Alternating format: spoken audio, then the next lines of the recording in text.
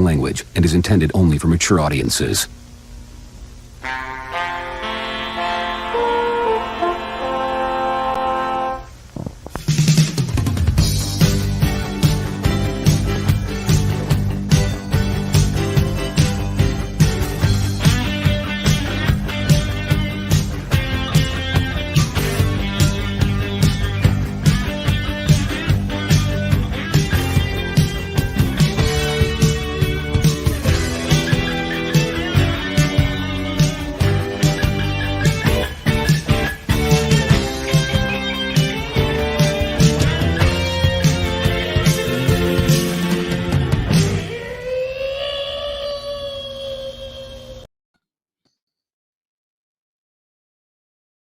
It's really ready to go.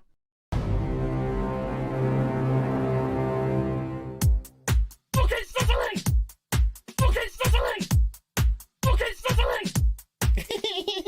Take me by the hand, take me by the hand. Okay, Cicely! Take me by the hand, take me by the hand. Okay, Cicely!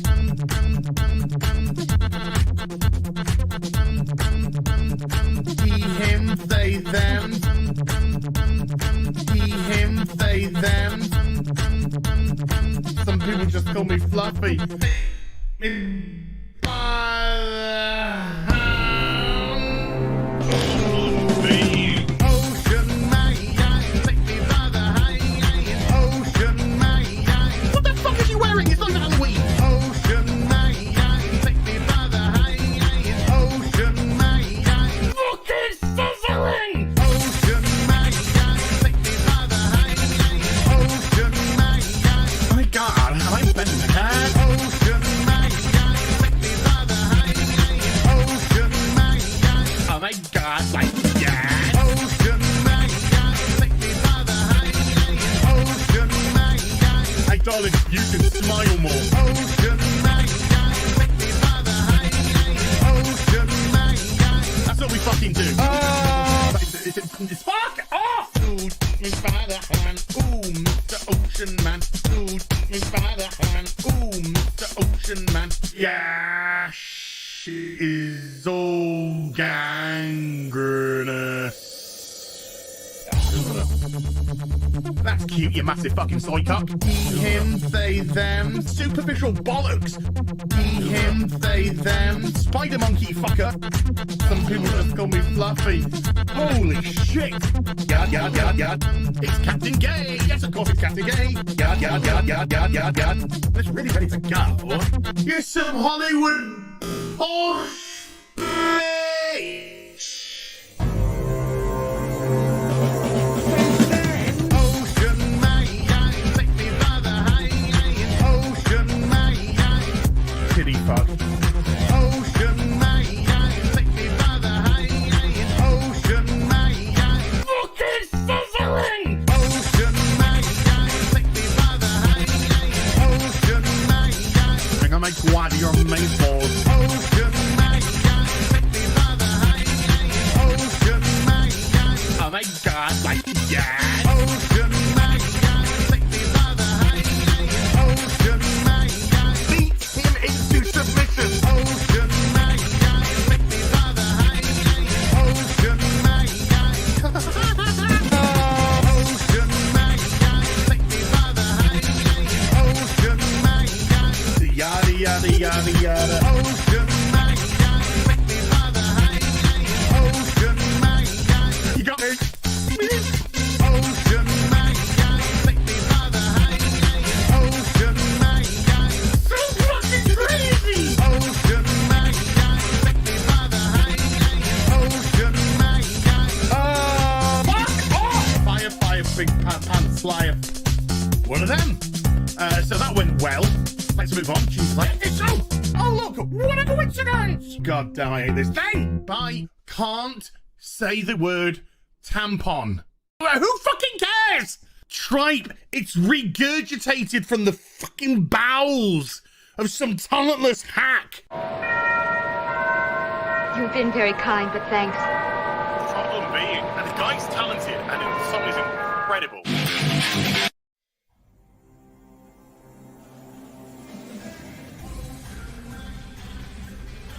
me by the hand. Yeah, I can do it live. Yeah. I don't need one of these machines telling me how to sing. God damn it, Az. I just got that song out of my fucking head and now it's back in there to stay. The earworm, it's like the Wrath of Khan, dude. It gets in and then it just changes you. You can't resist it. You gotta bend to its will. Seeing you as Catwoman as well, it was simultaneously terrifying and arousing. So I had a really unusual experience with that song. I saw one of the chat said this video is really homoerotic, and I was thinking, well, the guy that made it was gay, so yeah, I mean, I'm sure he's kind of like bent it around his will. So yeah, there's a lot of cursed imagery in there. To be honest with you, It's glorious. I just love it. It's great stuff. And I love it. I got people so confused now. I'm just like, they're like. Although I must confess, my favorite part is the psycho bit. Seeing you as the twins from The Shining was because it was so well put in. You know, sometimes with these deep fakes, they're a little bit dodgy and it's like, it looks really bad. But that time it just fit perfectly. Or the little kid that turns around and just goes and flips the hair over and starts singing. Yeah. That gets me. That gets me as well. But just that Norman Bates looking up at the camera, I'm like, yeah, I could be a serial killer. Yeah. Well, we all could do that. Yeah. I just need a list of people who do TikTok, and then that'll be it. I can be away. Ladies and gentlemen, welcome to the real BBC. A little bit later than normal. Couple of reasons. Number one, Gary texted me about 4:30 in the morning, and he was like, I'm sorry, dude, but where I am today, I can't get any signal, so I can't do the real BBC today. And I wanted to keep it going for you. I didn't want to miss it for you guys, and so I was like, I gotta recruit the best in the biz, because that's the only thing that can take Gary over, is the best in the biz. Unfortunately, they were all busy, right? He did tell me before we started, by the way, you were my third pick. That is a lie. That is the fourth, but yeah, that was a lie. But no, I just because I was up at like 6 o'clock this morning, and I know you get up early, and I was just kind of like, when should I fire him a text? and I think I left it to like, I let it get past, I think it was 9 o'clock maybe. I think I let it get past 9 o'clock, because then there's no clapback. It's like 9 o'clock. Yeah, that's fair. You can't look at it and go, for fuck's sake, guys, it's 7 in the morning. You're texting me at 7. But yeah, Drinker got back and went, I'm busy, but I can start at 10. I was like, sold that, man. So we have Critical Drinker, a published author, with me, a published and chart-hitting pop star. I feel honored to be here, man. I really do. To be in your presence, to be talking to a genuine celebrity and a real musician, I'm honored, mate. I would be too. It's hard. Life's hard when you're a celebrity. Yep. Kind of. It's like so hard. People recognize me. Yeah. I get people not recognizing me in the streets and yeah, that happens to me every day. Yeah. Yes, people are like, oh, you must get scores of people who've got no idea who I am. You must get bothered all the time, and you're just like, no. Yeah. I think once in 8 years, and that's my record at the moment. I know you. I know your YouTube channel. And he's like, you're the one that downs those drinks without breathing. No, that's shoe nice. Fuck off. Like, man. I mean, you did get through the best part of a bottle of rum when we were doing Warzone, because you were playing a bit of catch up, and man, you were just a machine that night. There was no stopping you. Who was it? I was streaming with Dan Frager and a couple of others.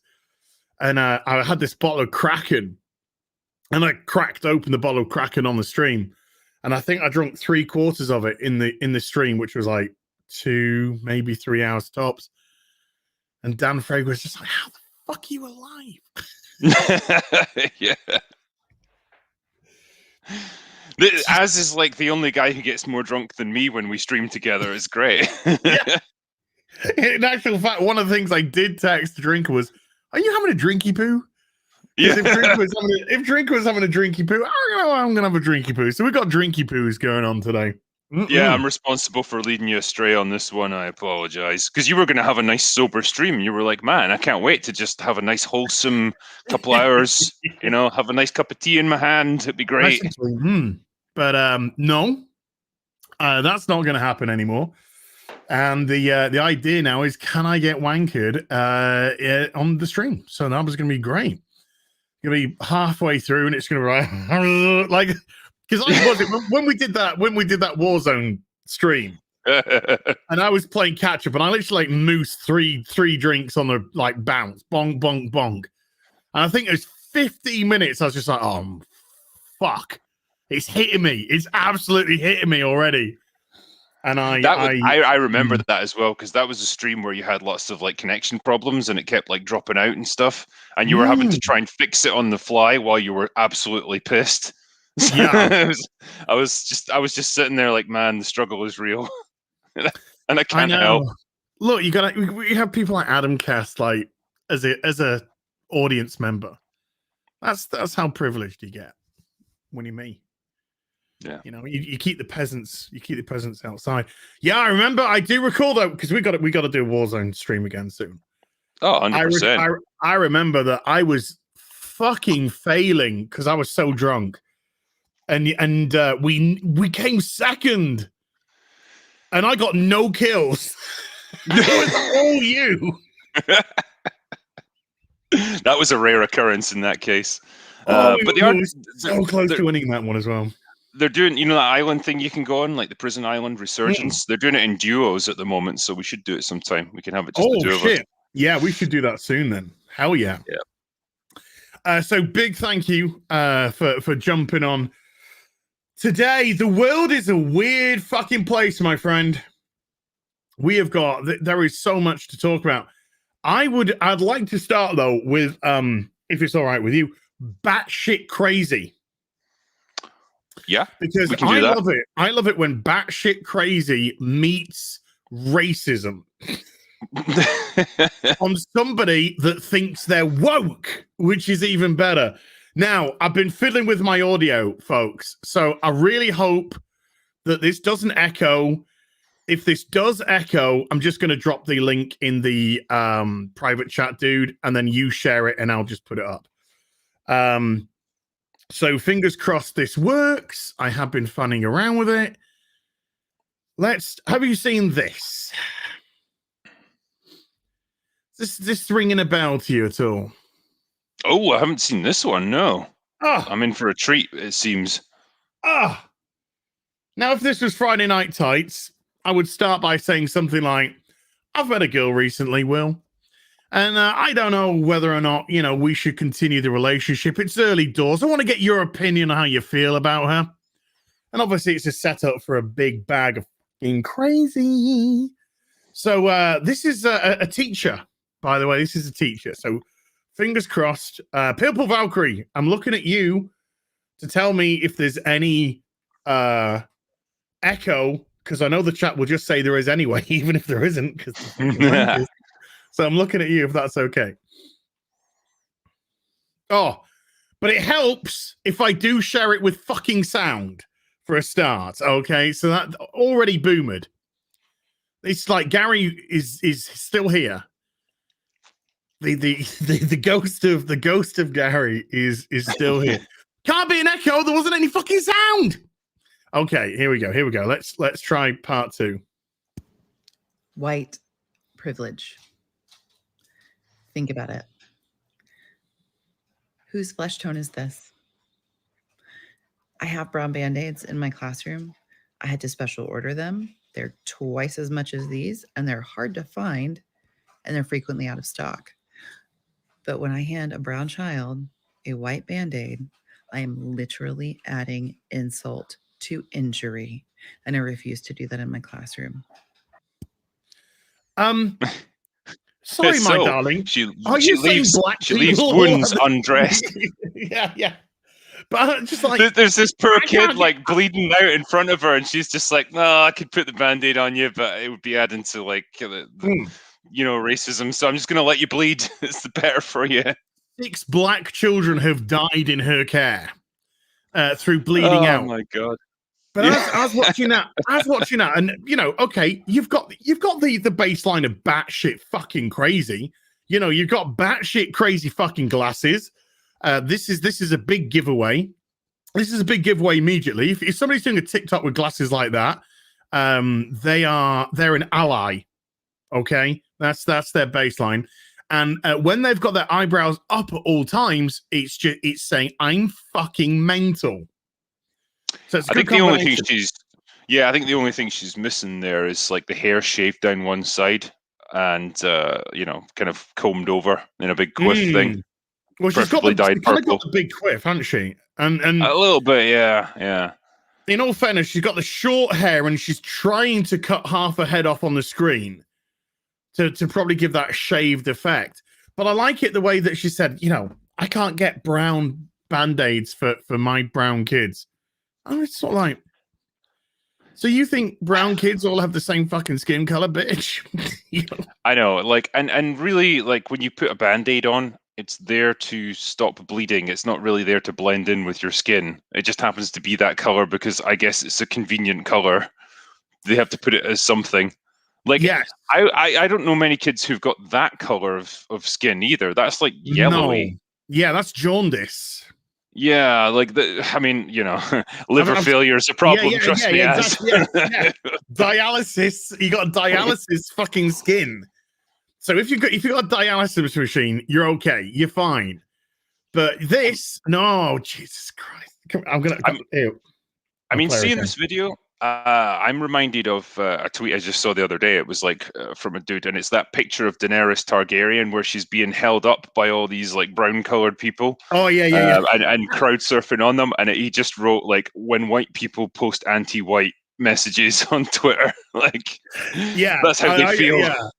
And that's exactly what this excuse for a human being is go for here. Just I'm gonna flagellate myself and just hope I get some praise. People are gonna pat me on the back. Yeah. I honestly, I feel bad for her because if my life was that empty and bleak and useless and pathetic, and that's what I had to resort to get some attention, I'd feel bad for me. So, yeah, I don't feel bad for it at all.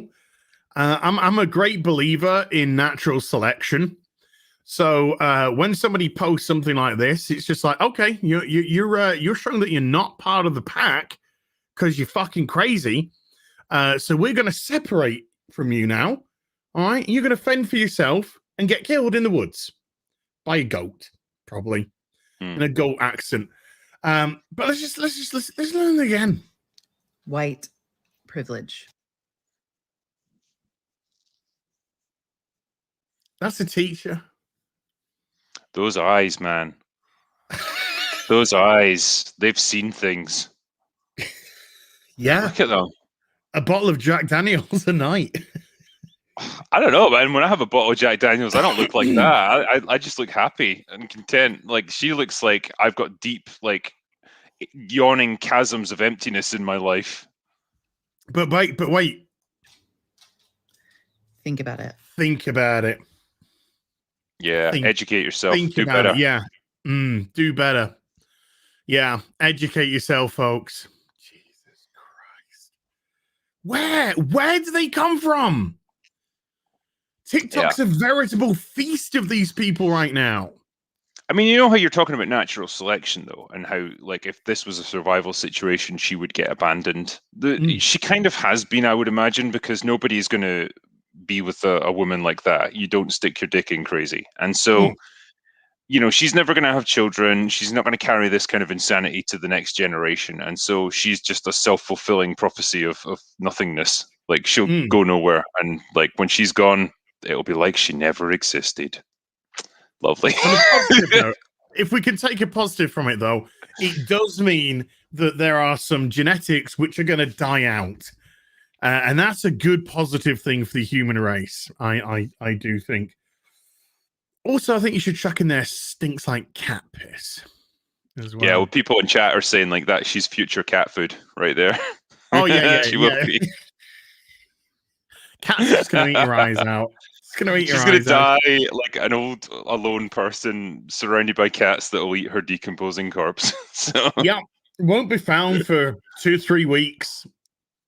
yeah. And that's only postman can't get a delivery through the letterbox because it's piled up so high. Yeah. You know, with magazines like, I don't know, at Avon and shit like that, because she needs to have stuff coming in to make it. Fuck off. Ay. Dude,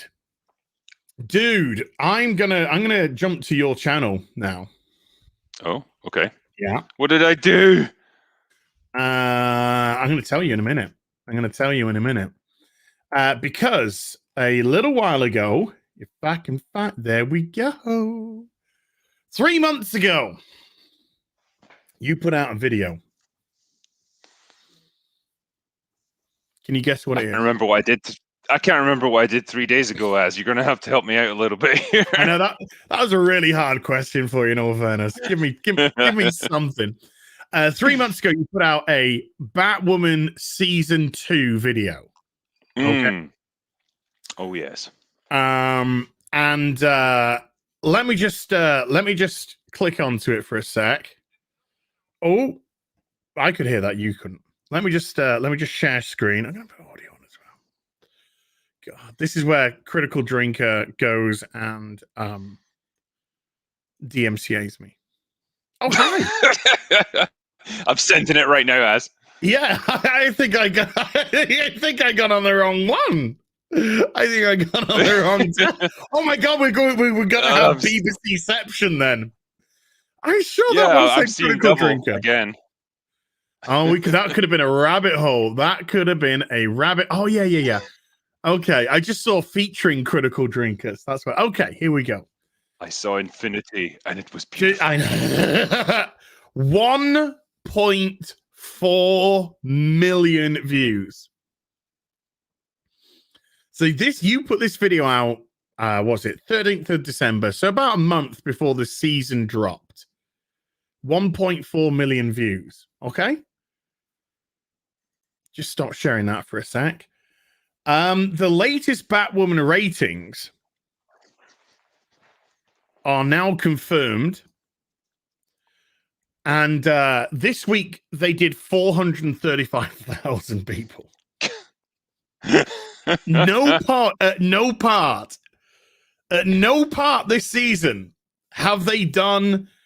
They've just done 50% of the views of your video on them. This is a damn Greek tragedy playing out before us, as. Really fucking is. Over 3 times for the latest episode. That's the best. The best rating they popped is a 0.7. So 2 of them, 0.1, 1.4, 50%. This, it's less than 30. It's 30 odd percent. I'm telling 29. you, man, that show exists as some kind of weird tax write-off or something, like, or money laundering scheme. I don't know what it is, but like, it's not there to make money for the CW. After watching the last episode, I am legitimately now just confused as to what is going on. Can we get a disclaimer? Disclaimer, this show is just a tax write-off. Don't even bother trying to take it seriously. Or what? But the show's gone so freaking ridiculous, so unfunny. It's not even funny that you can rip the shit out of it. It's just mental. It doesn't make a lick of sense anymore. You've got the hero, you got people telling you that the person's a hero, and everything that they do is villainous. Everything. They're like, my girlfriend, my girlfriend to ex-girlfriend, and then trying to get them back together. She's a fucking drug dealer selling the most toxic drug, designer drug in Gotham at the moment, which is a mixture of amphetamines and fear toxin. So it gives you like a massive high and a massive scare at the same time. And some people don't survive it. And her girlfriend is selling that. And she's like, gotta get me fucking vag rubbed. Fucking scissoring! Fucking scissoring, man. Gotta get me vag rubbed. How? I mean, how this is a thing that seems to be cropping up more and more in TV shows. One, this weird pretension to being serious when it's like patently ridiculous what you're seeing on screen. That's something I've picked up with Batwoman. But also trying to paint villains as heroes. Like it was the same with WandaVision, when Wanda's enslaved an entire town of thousands upon thousands of people and forced them to like obey her every whim. And they've been living in agonizing pain to the point where they're begging her to kill them. And, at the end in the final episode, fucking Monica Rambeau's standing there going, they'll never understand what you sacrificed for them. Fuck off. What the fuck did you sacrifice? You just gave them back the lives that you stole from them. You absolute monster of a person. Yeah. This is awful. What are you trying to teach people here? All somebody in that village, town, whatever, had to experience was the loss of a loved one. And then they've experienced exactly what Wanda had lost. So yeah, the ending to WandaVision was the same. It was that last episode was garbage. It was so nonsensical. Yeah. It's really obvious when they're trying to force a moral message that doesn't fit in with the actual show in the slightest. And it's just terrible writing. It's really weird. But it's all about her feelings. Whatever she feels, that's what has to happen. The world has to bend to your feelings. That works. God bless. Yeah, but it's so dumb because it feels like because the show is about Wanda, we have to act as if Wanda is the special person here. But in reality, no. The victims are the village, the people in the town. It's the guy who's I can't remember his name. I think it's Gibbs or something like that. But the leader of Sword, who's gone in there to try and take out Wanda, he's portrayed as the villain here, but he's absolutely right in what he's doing. This is a dangerous, uncontrollable mutant who can take over entire towns, and God knows what she can do like next time as she gets more powerful. This is someone we cannot trust in the slightest. We have to take her out before she becomes a real threat to the planet. And he's vilified for it. Said? Monica Rambeau said she could have kidnapped more people, but she didn't. Wow. Yep. Because that's the same logic I apply to like mass murderers. It's like, well, they could have killed even more people, and they didn't. So that makes them Dahmer could have killed more. Yeah. But he got caught. Oh, did he hand himself in? I can't remember. No, I think he got caught. He did get caught. But yeah, it's ridiculous. Absolutely ridiculous. When you're trying to, I mean, obviously there is suspension of disbelief. There's always going to be suspension of disbelief in fiction, and there's nothing wrong with that at all. But suspension of disbelief can only go so far. You can only pull so much before people are like, hey, and start pulling back. So it's still got to be within logical parameters or reasonable parameters of technology or whatever you want to call it. But when you have somebody turn around and say, oh, she's not a villain because she only kidnapped 3,000 people when she could have kidnapped 10,000 people, you just go, you fired? Yeah.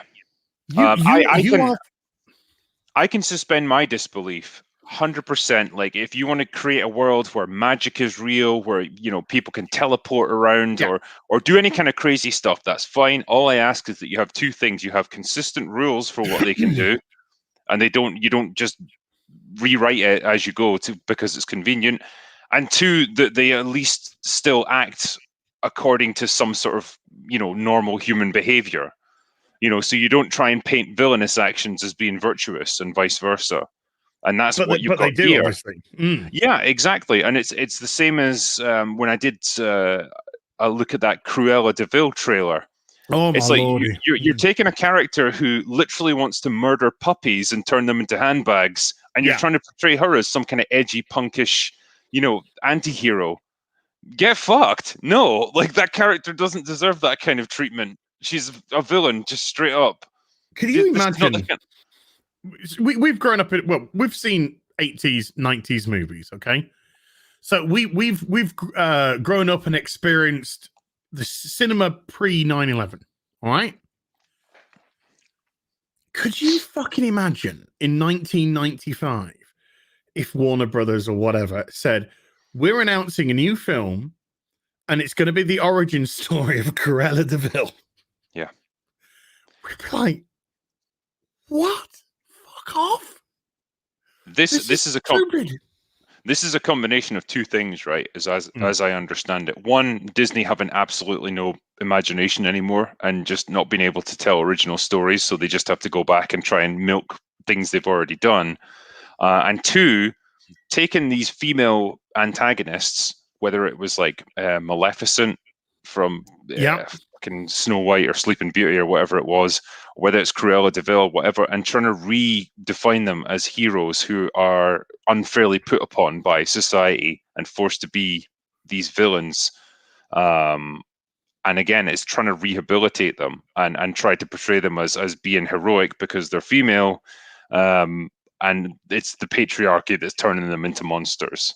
And that's the two things that's driving these kind of actions. So I wouldn't be surprised if you get an origin story for fucking Ursula from The Little Mermaid next. It'll come, give it time. It's funny that you should say that, because the very show, which is on the screen right now, you are aware of the character of Alice. Yes. They're trying to paint her as a victim.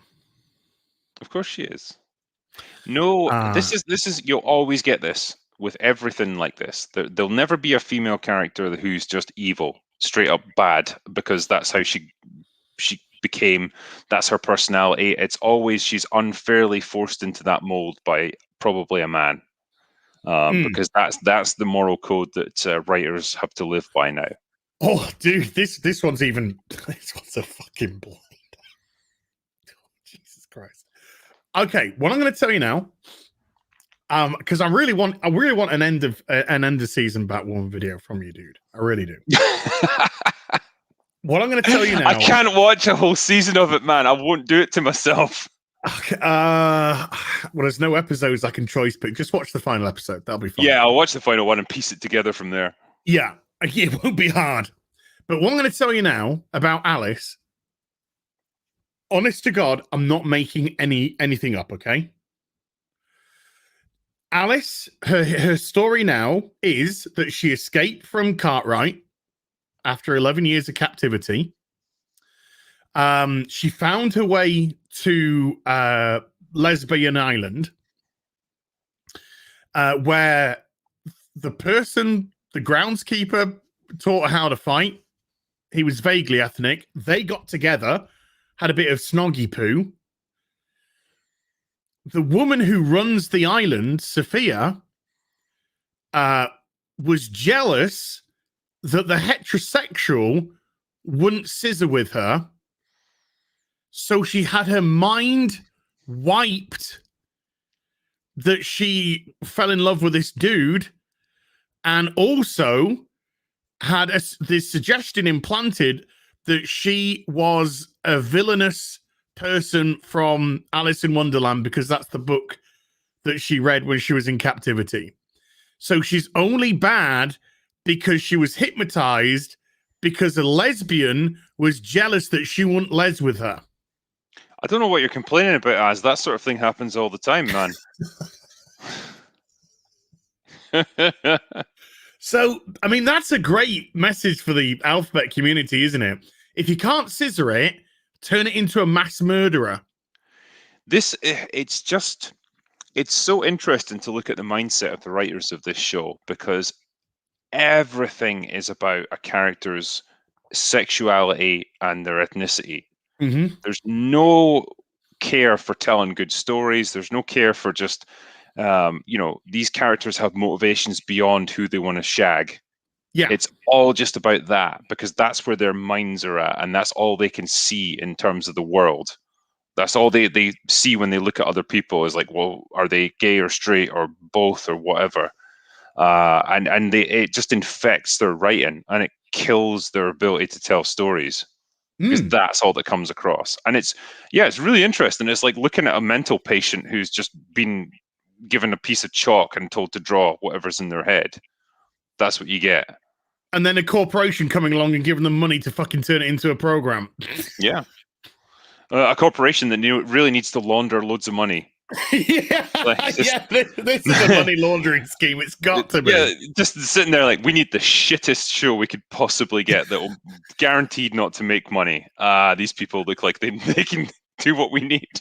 I was gonna say, guys, you could have just stuck with Supergirl. It was being shit fine. You know, that thing was so laughable. You could have just run it through there. You didn't have to run it through Batwoman as well. But no, they must have a lot of money to launder. A lot. Oh God, yeah. but then they did something even funnier. Is she met up in Gotham with the guy who she was canoodling with, but they couldn't remember each other. However, if they touched one another, then they could think exactly what the other one was thinking. That's how amnesia works. That's how amnesia works, exactly. I've spoken to doctors of amnesiology, and they were like, yeah, that's exactly what happens. If you both got amnesia, you touch each other, it just cancels out. But they kind of have a bit of a slap and tickle, a little snog. They don't have sex because, you know, heterosexual sex is the devil in the CW. So they just have a bit of a snog. And then they kind of get their... They kind of understand, they get their minds back-ish, that they realize that they were on Coriana together and they had a bit of a snoggy poo and they liked each other. Alice says to the guy, she says, look, if there's any reason that you want me to stay around with you, just say the word. Literally throws herself at him. And he goes, no, I'm good. Dude, it's not over. It's not over. He says, no, I'm good. I'm good, love. You have a nice life. I'm a fuck off to Rome. So he leaves her, fucks off to Rome. Alice pretends that she's killed him because that's the only way that she can get Kane back. Because Kate's back, by the way. So she puts an ass mask, you know, of the guy's face that they make, you know, that Mouse used to do. And she goes to the island, and then she's like, haha, the woman of the island is just like, haha, you thought you could fool us by having a fake guy who you canoodle with. We've got the real one, haha. And she brings him out. And then she says, right, now you can either kill the guy and get Kate, or you can not kill him and you don't get Kate. We keep her. We keep her locked up. So she stabs the guy and kills the guy. Oh, God, I don't want to overcomplicate this. Even though the lesbians actually laced the knife with a secret serum that when you pull the knife out, he's back alive again. Don't worry about it. Don't worry about it. Don't worry about it. Don't worry about it. And so she stabs, she stabs the guy and kills him and goes, right, give me Kate. And then they go to the cell that Kate's in and she isn't there. And she says, we never even had her in the first place. So she did all that without even getting proof that Kate was even there. She just took her at her word. Yeah. They gave her like a necklace saying, we've got Kate, the necklace. And then they take her into a room and there's like loads of the necklaces all over the place. We got you. So Lesbicano numero uno goes back to the dude, pulls the knife out so he gets alive again. And she's like, look, that's the woman that you love. She will kill you because she will rather save her sister than you. And he's like, oh, God, yeah, must get my revenge. Dude, you fucking walked out last week. You don't care. He should have been like, I don't mind, actually. I don't mind. She threw herself at me last week. I went, nah. So I'm It's like, okay. I'm all right. Yeah, I'm all right. I'm all right. Can I go? You fake killed me? Are we good, fam? But no, now he's like, oh, she would rather kill me than save her sister. You don't give a fuck. I actually feel like I've somehow lost IQ points just from your description, and that's not even watching it. I think I've lost IQ points describing it to you. It just sounds awful. Just no, stop. Stop making this show happen. and then you remember how Caroline Dry said we're not going to recast Kate Kane. Then they recast Kate Kane. They recast Kate Kane.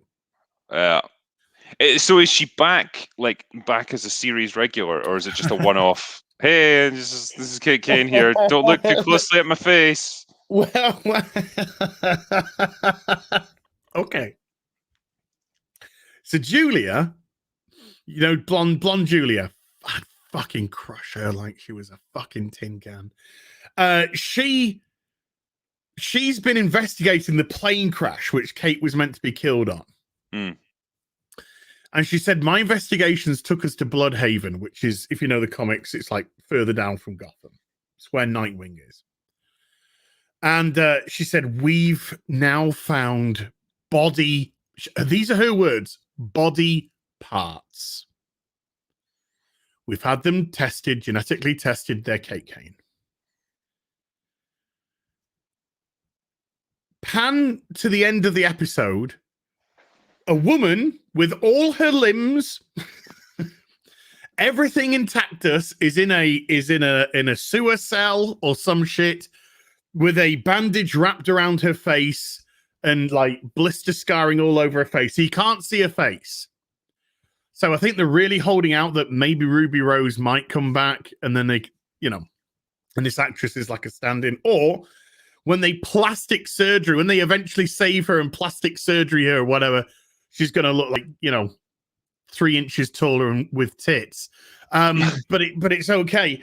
So Kate's like in a sewer with amnesia.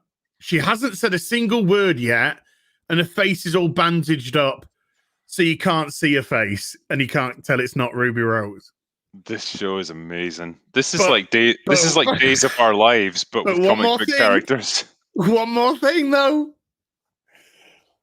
The hypnotist, which made Alice and Ocean Man forget about each other, has been hired to hypnotize Kate now. So she forgets who she is. I hate this show! It'll make her straight as well, because she's going to be a villain then. You will like cock. You will crave cock. Yeah, you just see her like, no! Yeah. They come in every day and start just pigging hot dogs at her face. No, it'll be like you know that episode of TNG when Picard's been taken hostage, and they keep saying like there are 4 lights there. There are 4. It'll be 4 cocks.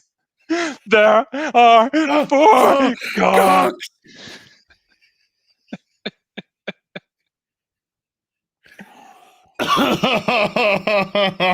Oh, please, CW, be watching this. Make it happen. Do it. In actual fact, I reckon the writers are already like, fucking hell, that's a great idea. Fucking hell. Can we do that with vaginas, though? That would be fucking even better. What, make her super gay or something? Just have a, like, there are 4 vaginas that I've had last season. I think she did, actually.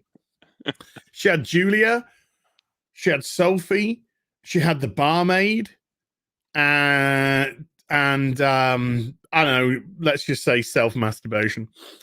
So yeah, she I think she had 3 or 4 advantages last season. She gets around us, Kate. Aye. Yeah. The hustle. No. Well, if the hustle involves killing more people than criminals in Gotham, yeah, sure. But yeah, it's down to the cracking .435. I mean, that is diabolical. I mean, Babe Station probably gets more viewers than that. Oh my God, do you remember Babe Station? Oh yeah, I remember Babe Station. Dude. You know, the whole thing when your parents go up to bed and it's like, you got the skybox to yourself. Wow. Well, I'm older than you. So I was already on my own, on my own. And I was there on day one of Babe Station. I was there at its inception. So I saw Babe Station develop from what was just like 3 women just chatting to you normally, right? And so they'd be like that. They'd say maybe something a little bit saucy, but you wouldn't know what they're saying off camera. They're probably saying some naughty, saucy, but they keep all the clothes on.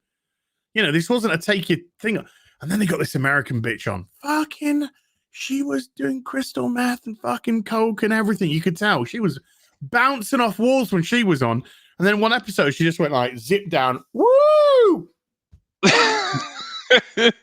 And that was it. Fuck it. She just went, let's get him out. Somebody talked her into it. And that was it. Babe Station was born, baby. Well, I mean that was back in the days before high-speed internet. So, you know, if you were a teenager and you wanted a little bit of late night action, that's what you had to go for. And you just had to hope that they had some hot girls on, because man, it was a pretty mixed bag, let me tell you. Oh yeah. It was a rough opening, folks. It was a rough bit like Kate Kane. It was a rough opening. Yeah, so there was always that at the weekend. There was always that Men in Motors. You always had Men in Motors to fall back on. They always had some Shannon Tweedy. Well, who's the other one? There's Shannon Tweedy and Shannon Worley. I think. Worley. Yeah, Worley. Shannon Worley gig. yeah. And they were always on some softcore Channel 5. Late night Channel 5. God, that was it. They were great films. They were just sort of like, I had a nightmare last night. Did you? Yeah. What did it involve? I don't know. She get my tits out. She would fuck. And that was it. That was the plot every time. It was great. Yeah. Great. Oh, it's glorious. Glorious. Right. Let's go through a couple of super chats before we move on to the next topic of conversation. Oh my. Ryan's girl who cooks and gets fucked for £10. R.I.P. as his brain died 29th of March 2021 from watching a Batwoman episode twice. I had to watch this last one twice. I watched it once, and I'm not joking, dude. I went away for an hour and I came back to do the video. I couldn't remember a thing. The brain had just literally just gone, okay. Well, yeah, it's like, you know, when you push someone to their mental limits, like their brain just shuts down because it's like, no, can't process this. It's too much. And I think that's maybe what you experienced there. Like your brain just rebelled against the nonsense it was experiencing. Yeah, he's running defense for me. It was literally just running defense. It's like, no, we can't. This is killing him. This is killing the brain cells. It was like that when I watched the trailer for the Suicide Squad. I had to watch it again because it just made no impression on me. I had to watch it and be like, yeah, okay, what the fuck just happened there? Yeah, I was like, it was just, it wasn't funny. It wasn't funny. Wasn't exciting. Wasn't cool. Just bleh. It was like 3 minutes of just nothing. And I know you like the John Cena bit. Or you at least said John Cena felt natural when he was talking. I've seen his scene in Trainwreck. I've not seen Trainwreck, but I've seen his scene in Trainwreck, which is funny. Where he's in it. Have you seen the Trainwreck scene where he's in the cinema with Amy Schumer? I can't stand Amy Schumer, so I won't watch one of her films. It's a funny scene though, but it's funny because of John Cena, not Amy Schumer. Because at the cinema on a date with her, and he's like talking, and some guy like behind is like shh. And he's like, just don't tell me like shush. And he's getting like, dude's like, just shut up, dude. Come on, just shut up and let's what. And he's like, I will come over there and I will fuck you in the ass. And the guy's sort of like, what like that? It's like, yeah, I will fucking come over there. I will fucking enter you. I will fucking enter you. And it's just like he just keeps giving these like gay references and Amy Schumer's like, what's going on? And it's funny. It is funny. So like you've seen that. You've seen John Cena say, I'd eat a a what is it? A shore full of dicks. A beach Yeah. full of dicks. Yeah. Yeah, it's the same. It's Yeah, the same thing. They're just trying to repeat that same scene, really. Yeah, I think he's got, like I said in my video, I think he's got a good flair for like doing that deadpan comedy. Just saying ridiculous stuff, but kind of like with a bit of earnestness to it, and I think that'll probably be quite funny in the actual movie. But yeah, the rest of the gags just totally fell flat for me. You can tell when a joke's shit because they keep it going for way too long. You know, you've made your point with your joke, but it's like, now we're going to do another line to emphasize it. Oh, and another line to just like really drive it home. It's like that's shit writing, man. It's like the Ghostbusters jokes where they just keep going for like 10 minutes. Yeah. It's like it's improvised, and they're just like, keep going. Yeah. We got to fill 2 hours, man. Come on. Yeah, we've got an end action scene, and that's it. That's fucking it. Go. Just knowing that the soothing tones of you saying "fucking scissoring" help us. P.S. Drinker. The Hobbit is awesome. Just saying. That's what it says. It's not. Just saying. I mean, the book's awesome. The movies are absolute garbage, though. But that's what we've just been discussing. It's like you take a joke, and instead of just delivering the punchline, you go. Yeah. And then you make three films. You spin like probably a 300-page book out into like 3 movies that are about 2.5 hours each. You ain't going to have enough material to fill that up. So what do? You just fill it up with pointless action scenes that are just CGI crap. And there's no stakes, there's no consequences, there's nothing. It's like awful. It's the exact opposite of Lord of the Rings. Oh, in actual fact, we've got a 2-part super chat, which is going to discuss Suicide Squad in a sec. Polaris sucks with 2 Canadian. Best 90s movie I must watch. Can you name 1 or 2? True Lies, Terminator 2. Yeah, can't really dispute that. Yeah, Terminator 2 for sure. What else? Yeah, I'll go with that. I'll do. Fifth Element's another good one. Yeah. It's a really good film. I don't know if I'd put it in the top 2. Well, The Matrix, I suppose that was 1999. 99, yeah, Matrix, yeah. That's good one. Matrix above True Lies. Absolutely. Damn. Terminator 2 and The Matrix in the same decade. Shit. Yeah. Right. I missed decades. Here's a 2-parter for combined $20 from Chuckenhausen. Thank you, sir. Part 1. The older I get, the more depressing it is to see my favorite Hollywood actors sell their soul for a paycheck. Case in point, Sly Stallone, who will be playing, wait for it, Killer Shark in the new Suicide Squad. Why must it always end this way for the greats? Will they do this to any actor with a drop of masculinity in their body? Even Hawk from Cobra Kai. I mean, I think for Stallone, like, this is just a laugh. It's like how Vin Diesel was playing Groot. You know, he's not going to be required to do an awful lot here. Just a few lines of dialogue. That's it. So I don't think he's humiliated himself or anything. No, I don't think he's humiliating himself. But at the same time, it's James Gunn. It's the same person that did that with Groot.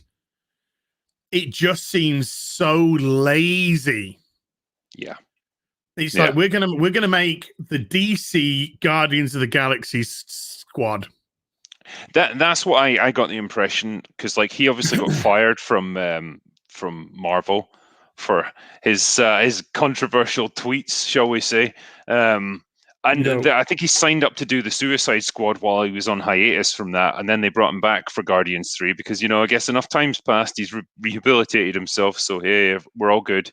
And so now he probably just sees this film as a shit thing he has to get out of the way as quickly as possible so he can get onto what he actually wants to do, which is Guardians 3. Well, if the trailer's got anything to do with it, it doesn't look like there's too much care and attention being placed. It's low effort, low energy, low imagination garbage from what I can see so far. It just looks like he's phoning it in. And, like I said, like I don't get this like blind faith that people have in James Gunn. So many comments I've seen where it's like, oh, the trailer doesn't look great, but it's James Gunn, so I'm sure the movie will be awesome. Like, why are you so sure? Like, he's only done a couple of good films in his whole career. The rest of them have been like mediocre, comedy horror type things that are low budget and no one's ever seen, and they're not that great. Like, Slither wasn't amazing. Brightburn certainly wasn't great. Didn't see Brightburn. So yeah, I heard Brightburn was good. Nah, it didn't. It had a great premise. It just didn't really live up to it. Yeah, he was Romeo and Juliet as well, wasn't he? He did Romeo and Juliet. Yes, yeah. I haven't seen that one actually, so maybe that's good. I don't know. Some great tits in it. Steve Marvin with a $5. Hey, Az, any idea when the Final Fantasy VII Part 2 remake is coming out? And will you be doing another playthrough for your members? Well, soon the Yuffie DLC is going to release. And I will do that for members. But I'm going to do a members-only stream very soon. And I want to because I've done fuck all with it, and I want to get it going again, and I want your ideas on what you'd like to see. So I'm going to do a members-only stream where we're going to have a chat. We're going to have a chat together. But yeah, when the Yuffie one comes out, I will do that. But as regards to the official part 2, I mean, I can only speculate, but I would say 2025, 2026, dude. It's gonna be a long way off. Yeah. Beach Lover with a €5. Hey, Critical Drinker. Do you have a P.O. box? I would like to send you my cock. No, I'd like to send you something. Now you have my interest, sir. No, I don't have a PO box yet, unfortunately, because they just seem like they'd be a pain to maintain. And a lot of the people that would want to send me stuff are in the States, and they're like, "Yeah, I'll send you a bottle of whiskey or whatever." And it's like, "Yeah, you can't send that internationally, so it wouldn't work anyway." But yeah, I'll let people know if I do set up a PO box. Oh, shorty, I do. But I never say what it is, so I really need to start putting it into some media. Yeah, if you're paying to maintain one, man, you might as well have it out there so people know about it. It's like 350 quid a year, dude. Yeah. Az and Gary's Scissor Show with a £5 super chat. What are your thoughts on an article that said Warner Brothers want to keep Batfleck and the Snyderverse due to the success of the Snyder Cut? Article by We Got This Covered. We Got This Covered is full of shit. Warner Brothers have just come out and said the Snyderverse is dead as far as they're concerned.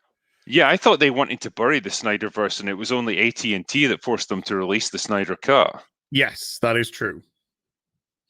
We Got This Covered. Don't go there, folks. It's a bullshit site. It's a bullshit site. They just make shit up. Yeah, it's not a thing. So no, it's bullshit. Tyrion Razar with $5. Hey, babyface Az and great drinker. You ever gonna review Titans and Doom Patrol? I've no plans to at the moment. I gotta be honest. I got too many other things to review first. If I were you, I would out the two. I'd recommend Doom Patrol. Okay. I think it's a little bit different that you might actually rather like it. Okay. And it's pretty good. And our friend Dan Frager storyboards it. Whoa. Okay. I'm sold. Nick B with a £5. Hail! Where can I get my Az and Drinker atomically correct action figures? Right up here, baby, with plenty of alcohol. They don't have a mold big enough. Not for me, anyway. It kind of goes round and then just goes straight because the mold stops and then goes back round again.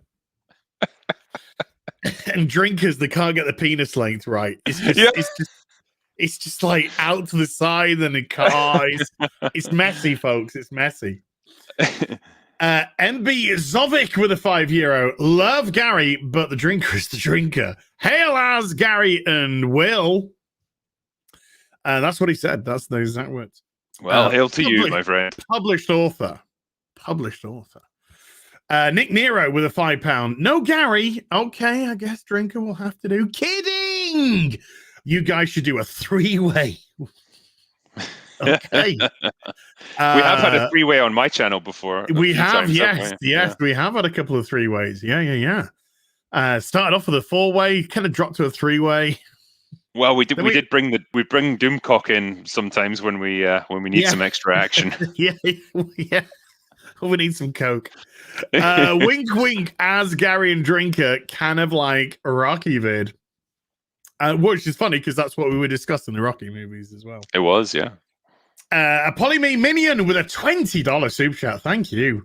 Hello, Az and Critical Drinker. Hope you're both doing well. Az, your Batman diamond painting will be done in a couple of weeks. Oh my God. Drinker, I look forward to your take on all this stuff. All the crazy stuff. All the crazy. Wow. Yeah. Sorry, go on. No, I was just going to say there's so much crazy in the world, man. It's hard to keep up with it. Oh, yeah. You just don't know what. It's a plethora. We're spoiled for choice. It's madness. We should not be spoiled for so much mental illness. We really shouldn't. But here we are. Tox Fox with a £2 Drinker. What paint is that on your walls? The blue one. It's called Sapphire Salute, I believe. Dark blue. Yeah, a fancy paint. Yeah. I really wanted dark walls in here because it helps me concentrate for some reason. I find like white walls just really like bland and boring. So sorry, Az, your walls aren't white. I'm sure they're a nice creamy color. It's an eggshell white. It's a cream, actually. There you go. No, it is boring as fuck. The critical asshole with a $5 somebody made an account just for this episode of The Real BBC. Worth it. With a $5 super chat. I've never seen anything as disturbing as the Ocean Man video, and I've watched the entire Ghostbusters 2016. Keep up the good work, lads. Love you so much. Thank you. I really appreciate that. And yes, it is disturbing as fuck, and I love it. It's simultaneously disturbing and awesome. It walks that line. It does, yeah. It's fucked in the head, mate. Let's just be honest. Scottish Nerd with a £5. Hi, Az, Mr. Drinker. Have you seen Babylon 5? I have indeed, yeah. Back in the day. Okay. Any like recent recollections, or is it like you watched it back in the 90s? No, I watched it like 20 years ago, so I'm a bit vague on it now. I did like the setup that they had. You know, the fact that it's not quite that Star Trek utopia kind of world. Yeah. That this is a much more complex and darker kind of universe that they create. So yeah, I really liked it. I'm watching it for these guys. Gary and I were going to discuss it today. The first like 10 episodes. So I watched 5 yesterday. I was going to watch 5 today, but Gary texted me at, like I said, 4:30 in the morning. So there's no point watching the next 5 because Gary's not going to be here to discuss them. So I'm like, the movie, the 1993 movie, and now 5 parts into the series, and it's I'm liking it. I'm really liking it. I think if you can look past the pretty dodgy special effects because it's pretty early computer animation. Yeah. A lot of the storylines are really good. I really like Garibaldi as a character. I thought he was going to be a bit of just a knob, but he's actually quite interesting. And the Russian second in command, she's fascinating actually. But it's the script. The quality of the scripts are really good. So the sets. I mean, you look at these sets and they're cheap. They're cheap sets, and the special effects are not good. But you go past all of that because it's about the character building and the quality of the characters, and the acting's great. The acting's actually really, really good. Yeah. And I've just got to the point where the commander of the station's got a really hot Asian girlfriend. Woo! Problem being with the £2 is Ocean Man still your ringtone drinker? Yes, yeah. Every time someone phones me, I get that, and it's glorious. Fortunately, no Hell one yeah. phones me, I was so gonna it's say, all right. I'm actually tempted just to hit that. No. It's probably on silent anyway. But Caboose SC7 with a €5. I really want to know your two opinion about EFAP hating on Justice Justice League. Justice League Snyder. I don't know. Justice League cut. I don't know. Maybe I think it mean Justice League cut, Snyder cut. Yeah, I think I know what he means, though. Yeah. So They are literally saying long scenes bad, even though Joker had long scenes too. yeah, I mean, like Mauler invited me on for that stream, and I just thought, no, because I said to him, I'm just going to end up getting drawn into this position where I'm having to defend the movie that I was kind of lukewarm on to begin with. But it'll be like a 5-on-1 debate, and it's like you ain't going to win something like that. So that it's better just for me to step back from that and let them have at it. But yeah, like my take on it is that it's certainly not a great movie, but it's a big step up from the Whedon cut as far as I'm concerned. You know, things are put into much better context, scenes are explained, things that were just, they seemed really simplistic and dumbed down in the Whedon cut are actually given a lot more of a nuance to them. And I think the characters are better developed because you've got 4 hours to play with instead of 2. So overall, I consider it a better movie. Yeah, I mean, look, Mauler and the crew, and whoever they get on, they're fully entitled to say what they want. That's the beauty of EFAP. You don't have to agree with somebody to respect them or like them. There's plenty of stuff I disagree. I don't agree with Southpaw on Spider-Man 2. I think Spider-Man 2 is a fucking brilliant film. And you can certainly highlight the bits which is like, yeah, but he should have done this, should have done that. To me, it doesn't take away from the film. I actually watched the Snyder Cut again last night, second time. I think the film's great. I actually think the film's really, really good. I love the pace of it.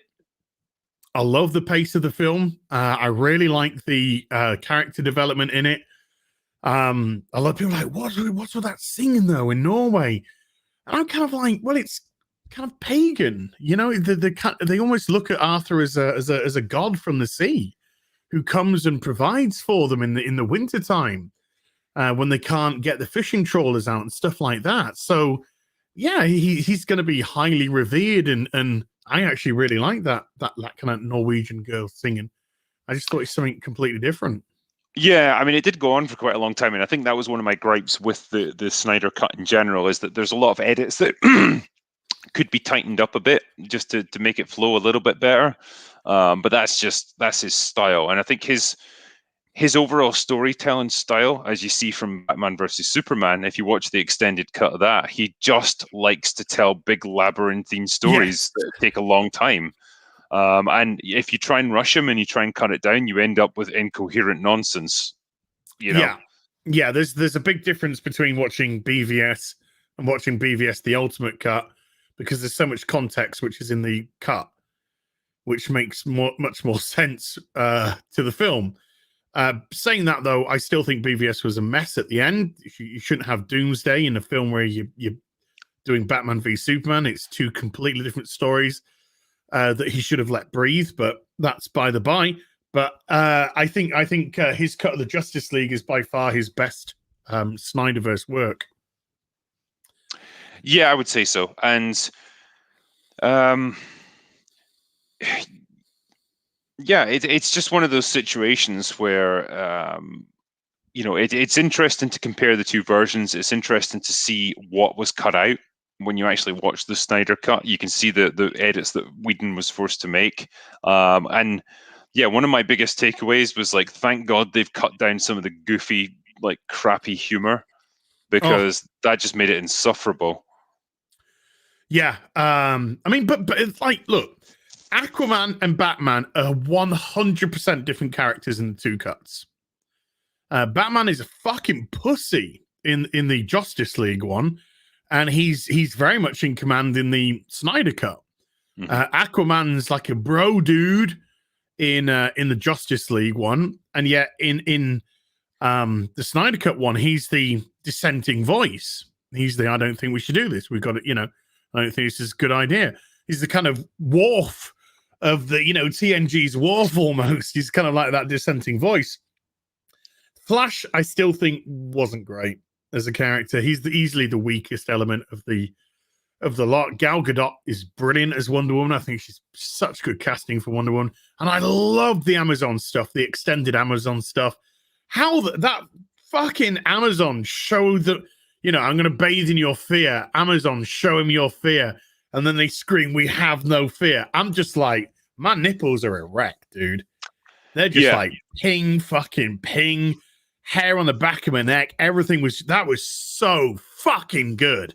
Well, what was even good was, they give a little bit more of a plan for the Amazons. In the original Whedon cut, Steppenwolf appears, they fight him, they get their ass kicked instantly, and the whole plan is to just seal these doors to seal him in this building that he can just teleport straight out of, which is nonsense. But then in the Snyder cut, the entire building collapses into the ocean, and so they've got this hope, I guess, that 100,000 tons of rock crashing down on his head might kill him. Who knows? Maybe it would. But at least it's some kind of plan for at least buying time to get away. Whereas before there was nothing, and it just made them seem ridiculously stupid and naive. Whereas at least this time around they've got something. And you really kind of felt the sacrifice of the Amazons in that part, because you had the fight, and then you had some of her friends fall.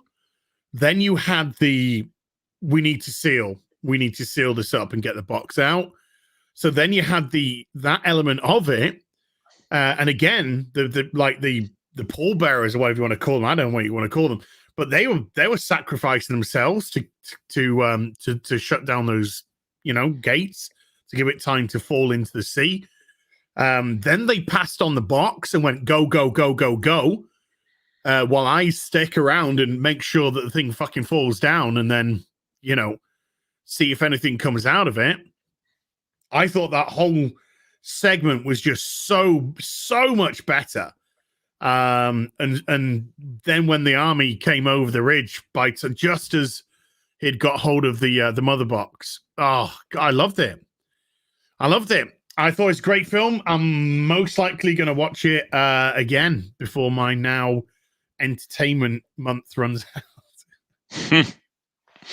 But there you go. Yeah, but Mauler and everyone, I love Mauler, and they've got every right to say what they want about what they want. That's I think Mauler's he's just released his unbridled rage on the Snyder Cut just this evening. So I was talking to him about it before we did this and before he released it, and I knew he was doing it, and I was looking forward to seeing it. So it'll be interesting to see what he's got to say. Yeah, I liked the longer scenes. I thought they build up a lot more tension, to be honest with you. Perfect movie, no, but I think it's a really solid 8.5 out of 10. I think it's a really solid 8.5. And watching it really made me want to see more of the Snyderverse, which after the Justice League was something I didn't give a shit about one bit. Woo! Yeah, it would be interesting in some crazy alternate universe to see what he might have done with it if he was free from studio interference and they just actually had a bit of faith in him to execute his vision. You probably would end up with 3.5-hour movies getting released into the theaters, which is, totally impractical. But who knows? Maybe it would have been halfway decent. At least it would have told a coherent story, I think. Yeah. So there we go. Drowning Clown with $10 drinker. What's your favorite form of libation? Do you enjoy any particular bourbons? Much love to Az and yourself for the many hours of entertainment you delivered. Well, I happen to have a fine bourbon with me right now. It's Woodford Reserve. Stuff goes down just great.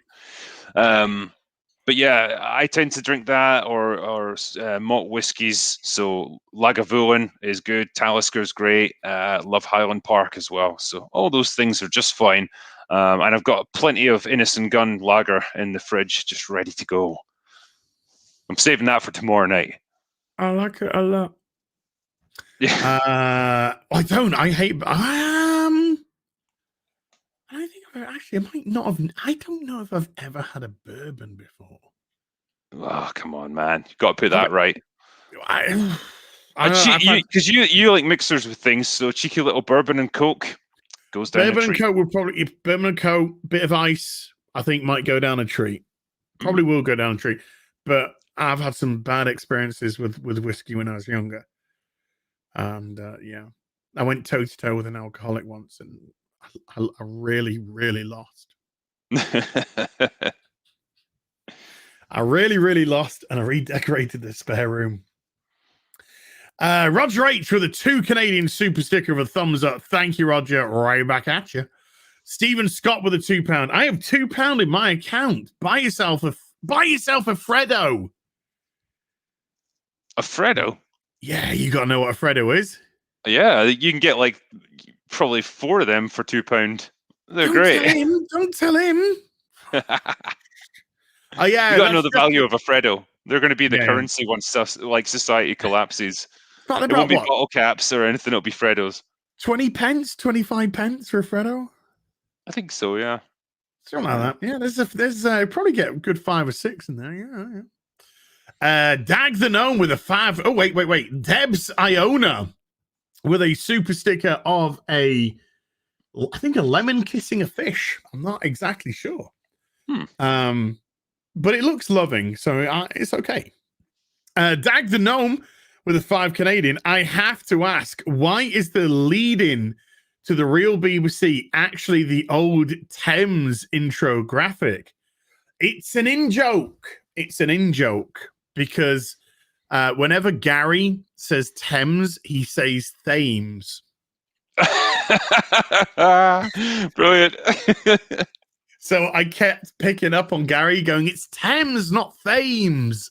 So it's so when I asked Perry Chan to create an intro, I think he spoke to Gary, and one of the first things he did was put the Thames television, which is a total in-joke to me and Gary, and it's great. Niku-san with a $5 disliked your stream, so your feelings are hurt. Should be sad for a second. And we're back. Ari Batwoman, I bet they will use the arse mask tech to give Kate a new. Oh my god, I think he's right. You're gonna give Kate a new face. Yeah, I think he might be right. I think they'll use the ass mask technique to give Kate a new face if they recast her. Oh my god, I legit think he could be right. Shit. Oh god, do it. Just make it all trash. Just make it 100% trash. It's 99.98% at the moment. Disillusioned Man with a $1 phallic. How dog. Achilles with a 150 Zardogs.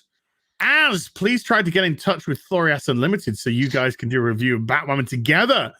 You guys seem to have the same brain trauma reaction reviewing each episode.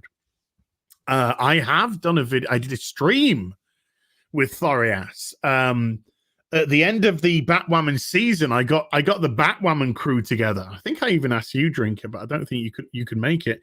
But there was myself, Thorias, Jay Longbone, Mauler, and Rags. And I think I tried to get Drinker in, and Drinker couldn't make it.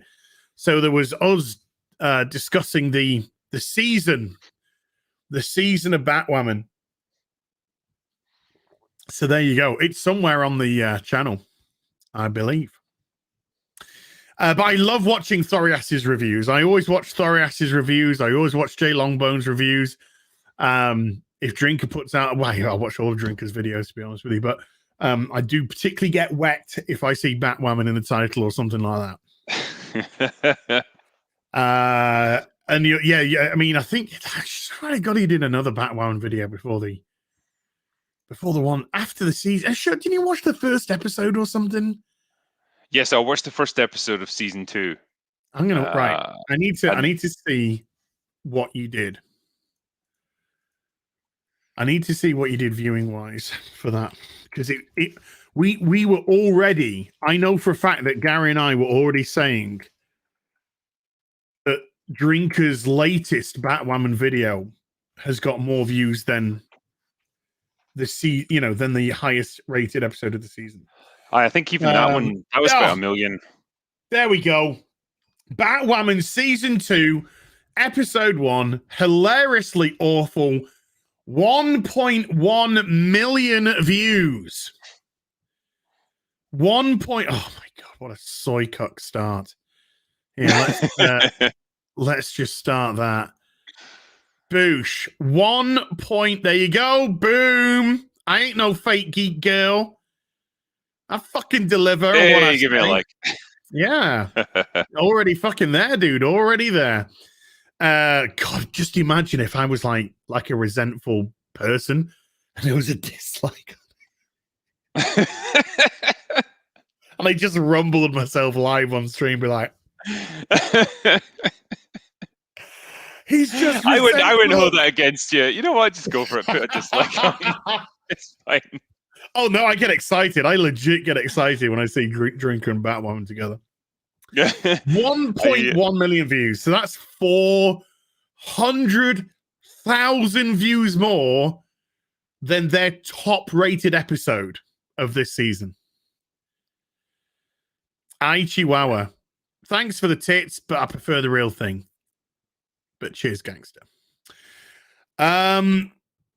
Yeah. So I think that's pretty much a lot better. Reet. Don't need to keep that shared. Okay, Chucky. Where do we get to? We got to Primer with a $5 super chat. Hail as and Drinker. Have you guys seen the trailer for Thunder Force? It looks like if Ghostbusters 2016 was a superhero movie about body positivity. Thunder Force. Yeah, this is Melissa McCarthy and some woman I have never seen before in my life. I have no idea who she is, what she is. But it looks like absolute trash. I remember hearing about this. It must have been like a year ago or something when it was first announced, and I thought that's enough for me. Don't need to see anything more of this. I'd show the trailer, but they use like AC/DC music, so you just get struck. Yeah. But hold on, let's see if I can. You could probably even put it on silent and just put it on glorious muting images and just kind of like show you a little bit. Jesus Christ! What's the rate? And it's.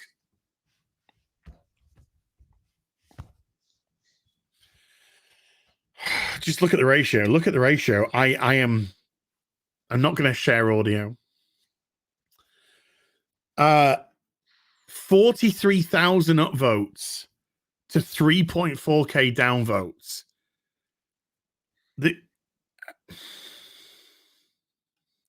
Yeah, I think it's Thunderstruck. Yeah. So in establishing, yeah. So there's our protagonists. Yeah, let's go full screen. There's our protagonists. And look, she's looking so old now. Oh. Melissa, you look. Oh wow. And Christ, she's not like. Yeah. I don't really understand the appeal of Melissa McCarthy movies. I never have. Hasn't she lost a lot of weight since here as well? Hasn't she lost a lot of weight recently? Oh, that's Rebel Wilson. Rebel Wilson's lost a shit ton of weight, hasn't she? Right. Yeah. I mean, it's hard to tell here, I guess. I imagine that uniform. No, I know, but like for Melissa McCarthy, even I imagine that uniform's it's got a girdle built in. Yeah. There's a gunt being hidden.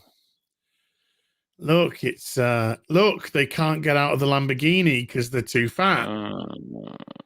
Yeah. Look, somebody's You know what grabbing this? her, and then she's picking up. Oh, wow, that's some really terrible CGI. You know what this reminds me of? You know, in Tropic Thunder, how Jack Black was like a comedian, and he was just in a series of movies called The Farts, and it's just a Yeah. family that farts all the time, and it was like the Yeah. lowest common denominator of like comedy, and he was just desperate to do something else. Like that's what kind of this seems like. It's like it's funny because they're fat. Laugh, you peasants. It's got one joke, Yeah, that's it. and the joke is that they're fat and they're superheroes. Do you get it? Yeah, because they can be anything they want to be. Somebody That's said, the important thing. leave Melissa Carthy alone. Sorry, dude. Shit. Sorry, man. Didn't know that she was your fucking girlfriend. Avar Jantis with a $5. There's two very pale men on the other side of the world. Have you two been asked to comment on the Speedy Gonzalez question? Love you guys. All the best. You know, everything's getting cancelled. Like our entire childhoods are just getting slowly erased because they're not acceptable anymore. I just have to accept that. It's all going to go. I saw trending today Bagpuss, and I was just like, what the fuck has Bagpuss done? I was like, why? I was just thinking before I even clicked on it, I was just like, what are they trying to cancel Bagpuss for? But apparently it was some guy took a Bagpuss toy, plushie, whatever, around the world and took some photographs with it. It's very wholesome. But in this day and age, I was literally sort of like, oh God, they're after fucking Bagpuss. Yeah, you're waiting for the next thing. Every time they mention anything from your childhood, you're like, yep, they found some reason to complain about it and it's going to get cancelled. Yep. Randy Watchenfeld with a $2. Oh my God. Next, they'll be wanting brown toilet paper. That's good. It's easy to reuse then because you can't tell if it's been used or not. Oh, that could be very confusing. Are you saying that all shit's the same color? You racist. Yeah. Same. Sergey Berengard. Oh my God, I hope that's your real name. With a 2 Canadian. It isn't the color of her skin either. No, she was whale pastier. Yeah. Trust us, we're British, so we know about being pasty. Oh, hell yeah. I haven't even seen the sun in 5 months. God damn it. I haven't left my front door in 8 months. Adam D with a 20 Canadian. If you send your kids to public school, you don't love them. Public schools in America, well, public schools in California, get them out. Get them out. That's where people like that teach. They're mental. Ken B with a $20 super chat. Hail as and drinker. I've always been a fan of Doctor Doom. Why can't we get a serious portrayal of a Shakespearean level villain? I would love to see an Alan Rickman Doctor Doom. Who would you cast also as?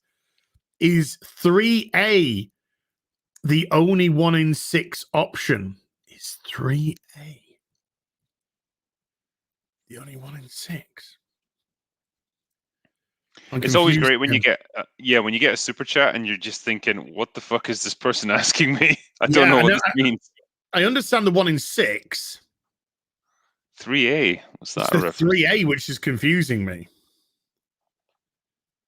Yeah, I'm confused on the 3A. Ken, if you're still here, just put in the chat. Don't do another super chat. Just put in the chat what you mean by the 3A. Well, first of all, who do you cast as Doctor Doom? If you're doing a serious Fantastic Four movie. Nowadays, like looking for a serious actor, maybe Peter Capaldi. I think he could. Yeah, I think he could invest it with real like gravitas, I suppose. That's a good one, actually.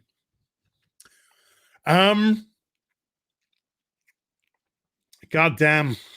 Chat saying Mads Mikkelsen. Look, That'd be Mads an interesting. Mikkelsen. It's Mads Mikkelsen. Mads Not Mikkelsen, yeah. Mads I can't Mikkelsen. stop saying Mads. Dude, I was told off. I was told off until I got it right by Danes. Danes telling me off all over the place. Mads Mikkelsen could be anything he wants to be perfect. He's so versatile.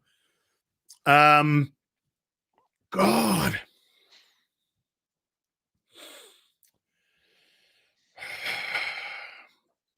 I think like a Michael Shannon would be a good Doctor Doom. Interesting. I haven't seen him in anything since Man of Steel. I don't know what the hell he's been up to recently. I think he does a lot of theatre work as well. Does Michael Shannon? He was wasted in Man of Steel, which is a shame because he is a good actor. I look. I kind of like Man of Steel.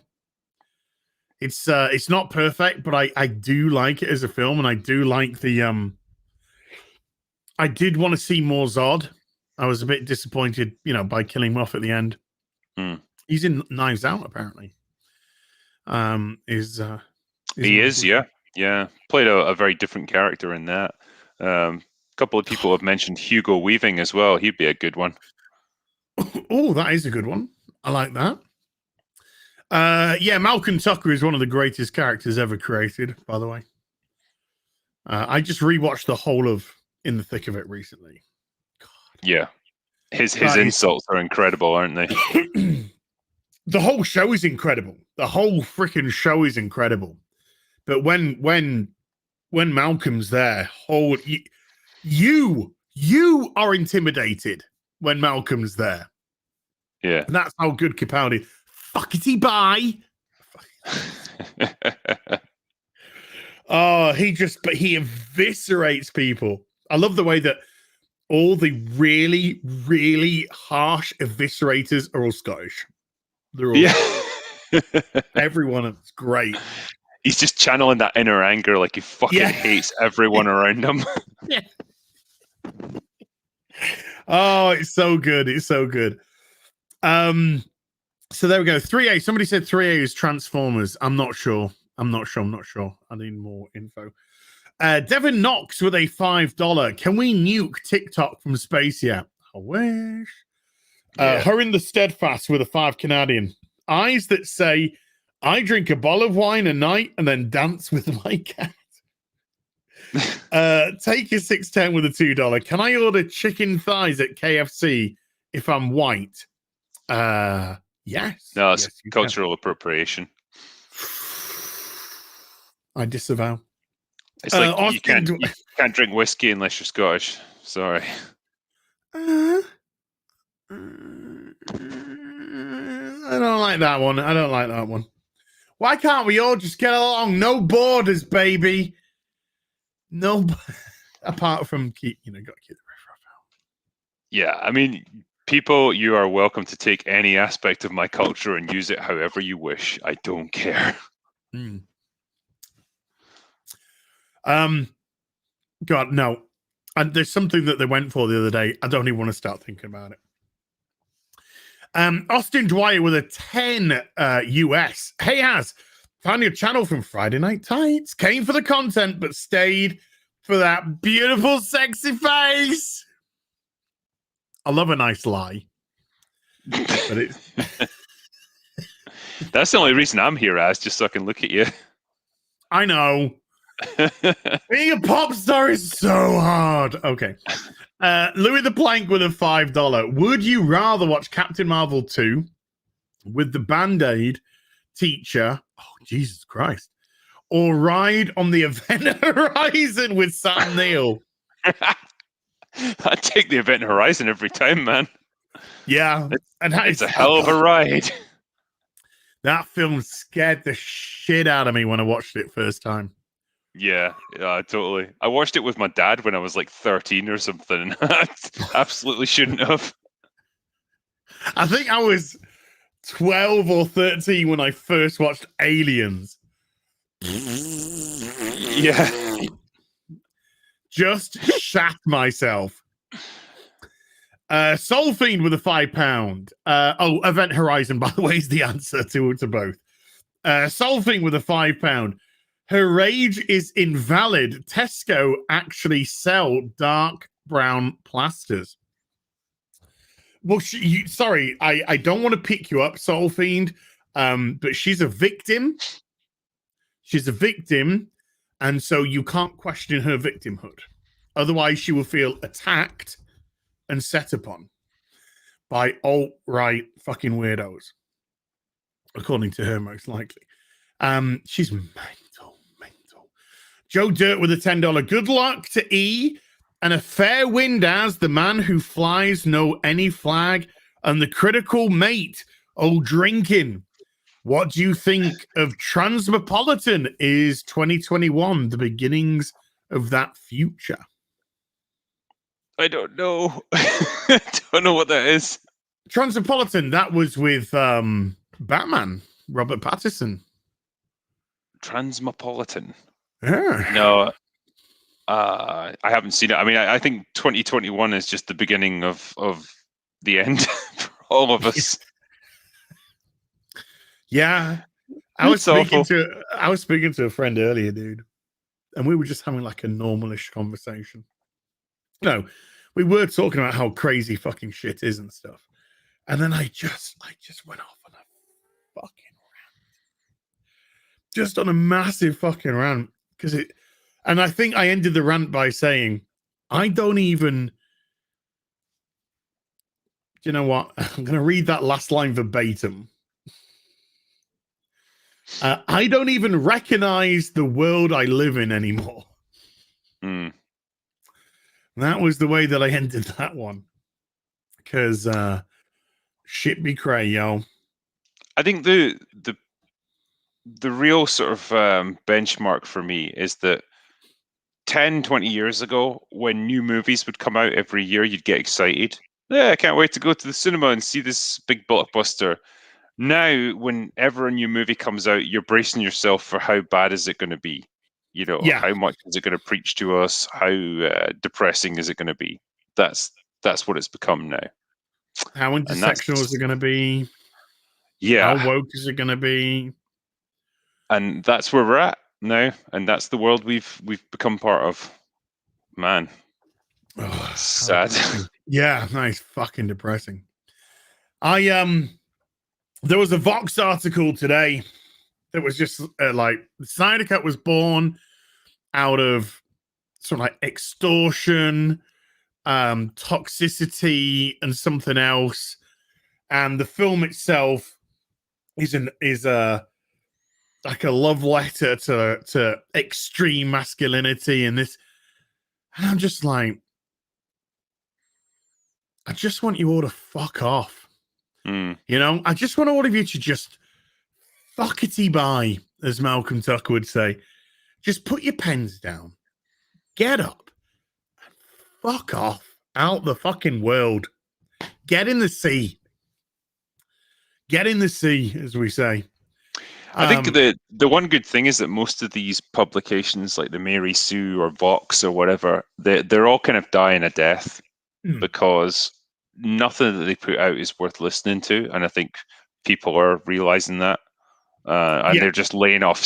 Like, it's just cutback after cutback for these people because they're dying. But I keep saying this, but I have to keep repeating it. I'm just sick and tired of dealing with people's mental illness. You know, I'm not a trained psychiatrist. I don't need to listen to your fucking mental illness spurgs all day, every day on the fucking internet. You know, do yourself a favor. Fuck off. Call a doctor. Get some fucking help. Because it's getting really bad. And the worst thing is, some people are listening to them as well. And they're creating chambers for themselves. And then because marketing and advertising and every department's been infiltrated by the fucking woke clan, they are now pandering to these people. 20 years ago, they'd be the butt of every joke. Yeah. They will be the butt of every joke. Oh, and rightly so. Just some guy with a $5. Every SJW hero is really just a villain having a fever dream. He's correct. He's absolutely correct. They have no idea how to create a hero because they don't know what heroism is. Mm-hmm. That's why we don't have any heroes. That's why the people, because they got a couple of good guys to write the Superman show, and that's why that show's so good, because they actually understand heroism. And so that show has been really good so far. Yeah, I mean, I think qualities like heroism, in its purest sense, are just timeless, and so that's why characters like Superman have endured for so long. Whereas if you try to make a show that's just very deals with modern issues, as people always want them to do, apparently, they date themselves within a few years, and they're just irrelevant, and they're just a little microcosm of whatever was going on at the time. And it's just a path to making your own characters irrelevant because they're only relevant to this particular time that you're talking about, whatever's going on right now. It's good. I mean, the pendulum always swings. I mean, I really hope it starts swinging back sooner rather than later. But the pendulum always swings. And when it starts swinging back, I think people are really going to look back at this period and go, what the fuck was going on here? I hope so. I hope so. I hope they don't look back on it 10 years from now and think, wow, we were just getting started back then. Yeah, we need a Titan to fall, though. That's what we need. We need, like, instead of subsidiaries of Vox going, we need Vox to go. We need that to fucking crumble. That crumbles, then it gets rid of so many subsidiaries underneath it. And that's like a big fucking woke voice of mental spurg that's gonna be gone out of the sphere. And we just got to keep us voices going as well. Thomas Scott. Oh no, Scratchpad with a 2 Canadian opinion. Disney have forgotten why we tell stories. Disney don't know what stories are. I'll raise you. Disney don't even know what stories are anymore. No. Exactly like I was saying earlier. The best Disney movies are timeless. You can show kids today movies like The Lion King or Aladdin or Snow White or whatever it might be, and they can get entertainment out of it because they are timeless stories. Whereas you show them some of the garbage that they're pumping out now, they're not going to be interested because it's just preaching, it's just pandering, and it's not interested in telling quality stories that people relate to anymore. But don't you know that Sleeping Beauty is sexual assault, dude? Yeah, of course. But it goes back to your mental illness point. Like, that's the only way I can justify someone thinking that way. They've become deranged.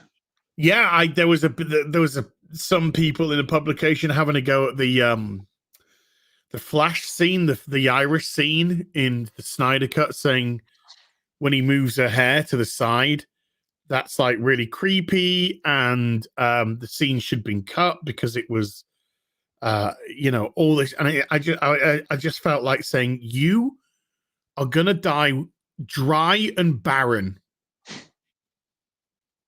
That's your life. That is your life, darling. Dry and fucking barren. Just there's no romance anymore. It's all fucking sexual assault and rape. You know?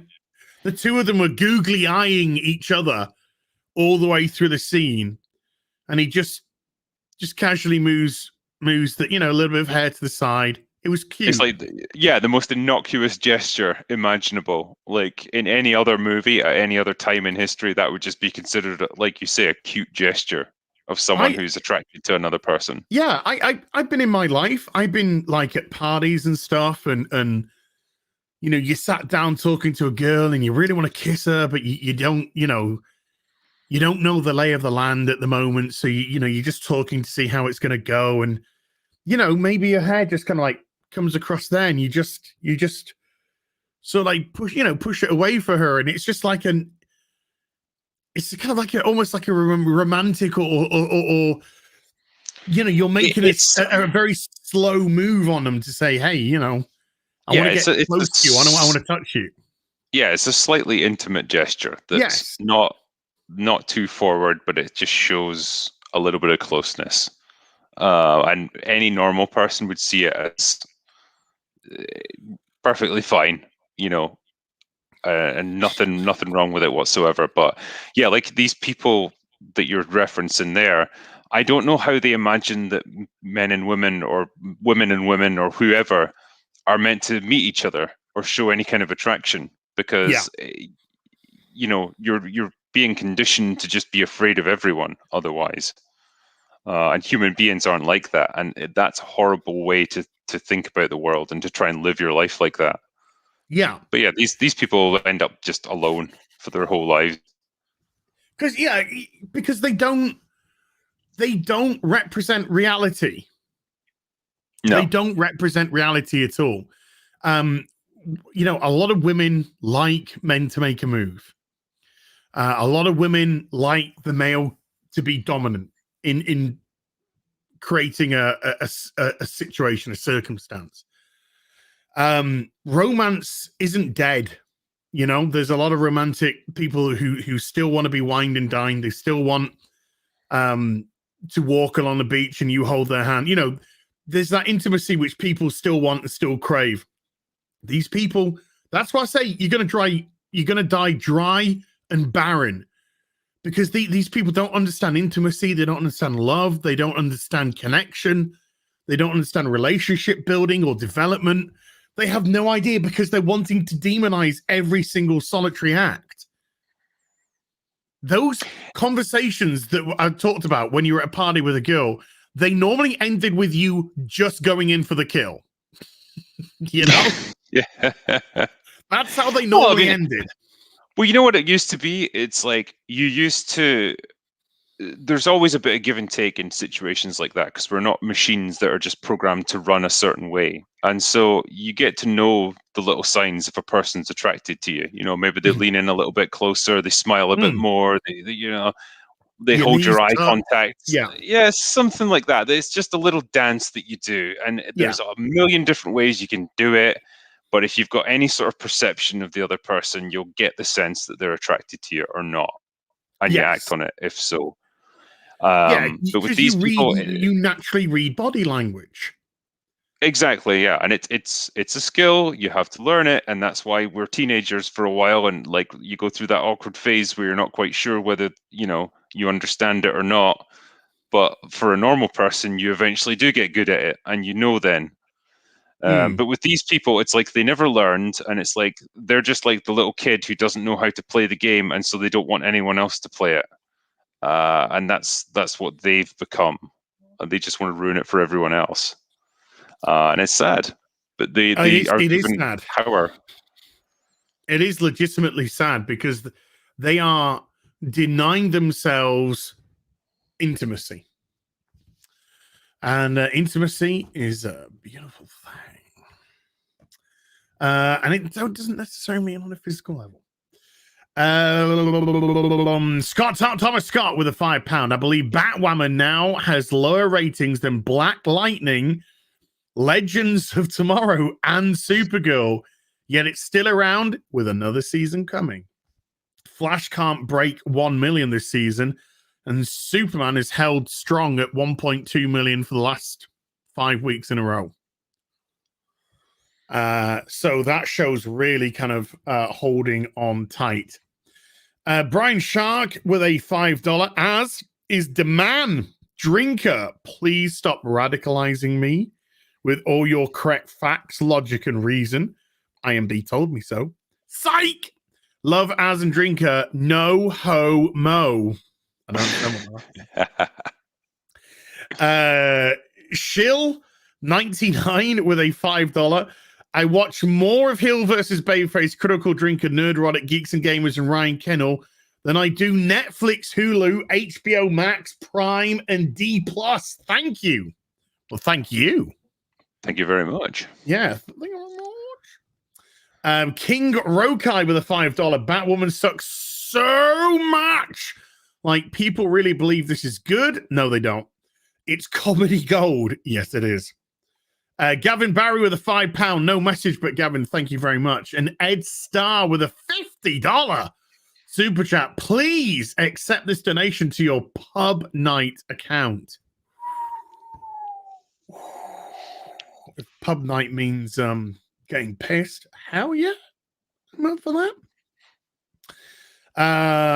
Let's see where we are, because I've had to do a thing. Where are we now? Doobie-doobie-doobie-doo. How you doing for time, dude? I'm fine, mate. Yeah, got a bit of time. All right. Okay, cool. Just you just give the nod if you need to do a thing. I've gone too far. Thank God, because I was like, oh, there we go. Debs Iona with a £5 super chat. No message. Thank you, Debs. Timothy Fitzgerald with a $5. Could you put her through the Iris West hot dog conversion therapy? Show that video of her swallowing the hot dog again. Couldn't find it. That was glorious, that. Yeah. Purple Valkyrie, can you try and find that for me, please? If you'd be such a superstar. Oh, have you seen it? I saw it on Twitter, yeah. I think you shared it. Okay, don't worry. Okay, don't worry about it then. It's beautiful. Good. Yeah, that's good. Yeah. And then Perry Chan put Ryan Kinnell's face. and the rest, as they say, is history. Dustin von Alman with a $5 as the Ocean Man and Drinker. You roguish rapscallion. What is DC doing? Suicide Squad 2 looks awful. Harley Quinn is just insufferable. Yes. Yeah. DC on film is all over the fucking place. I mean, for every Joker, there's like 5 Wonder Woman 1984s. You know, they just cannot figure out what they're trying to do. And it's not helped by the fact that they seem to go through executives like, like nobody's business. And so every executive that comes in has got a different creative vision. So they bring in different directors, and it's all over the place. I don't even know what Suicide Squad 2 is meant to be. Is it a proper sequel? Is it like a reboot? Who knows? I don't know. I got no idea. I think it's pick what you want. Pick your pleasure. They really need to stop trying to make Harley Quinn happen, because she's had 2 movies now. Nobody gives a shit about her. She's not funny. She's not entertaining to watch. Margot Robbie's a fine actress, but she can't work miracles. The character's shit. But because Harley Quinn was designed to be a foil for the Joker. She was popular, but that doesn't necessarily translate into you can become the lead. Robin's popular. Robin's been popular for 80 years. And yes, Robin's had his own comic with Tim Drake and such. And Damian Wayne. But it doesn't last. Because there's only so much. The principal character is the interesting character. Where it truly came from is the interesting character. So that's why Batman will forever outshine Robin. That's why the Joker will forever outshine Harley Quinn. And they are trying desperately to twist that. As in, Harley Quinn is the brains and the Joker's just not going to happen. That was hilarious in Birds of Prey, where she tries to take credit for everything he did. Like there was like an audible groan in my cinema when that happened. It's like, oh, get fucked. Like you're not that smart. There would have been in mine, but there was only 8 of us. on release day. Fucking hell. Oh my God. Timothy Fitzgerald. No, we just had one. Thank you, Timothy. And the Justin Van Allen. Blackguard 4 with a $5. We need an animation episode of Az's brain running defense against that episode of Batwoman. I think it just erected a wall. Just went, no, it just got a shovel. And as soon as it came in, it just fucking threw it out my ear. Omnissiah Sphinx with a $5. Is the West comic book about at... I'm if I read this verbatim, it doesn't make sense. So I'm gonna try and reword this. It's when someone's got autocorrect going. And I got it. It's the West, as in the Western. So is the Western comics industry about at its last death nail? Shall we say that? Should we put it in those forms? If not, someone that loves comic books come and buy the right to publish them.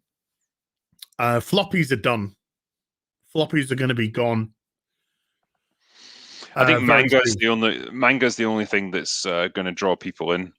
Really, that's the only thing that people seem to still enjoy. But like, yeah, Western comic books, they've been wokeified to the extent that they've erased all enjoyment in them.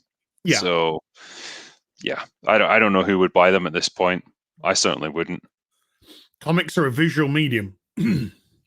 Comics are a visual medium above all else.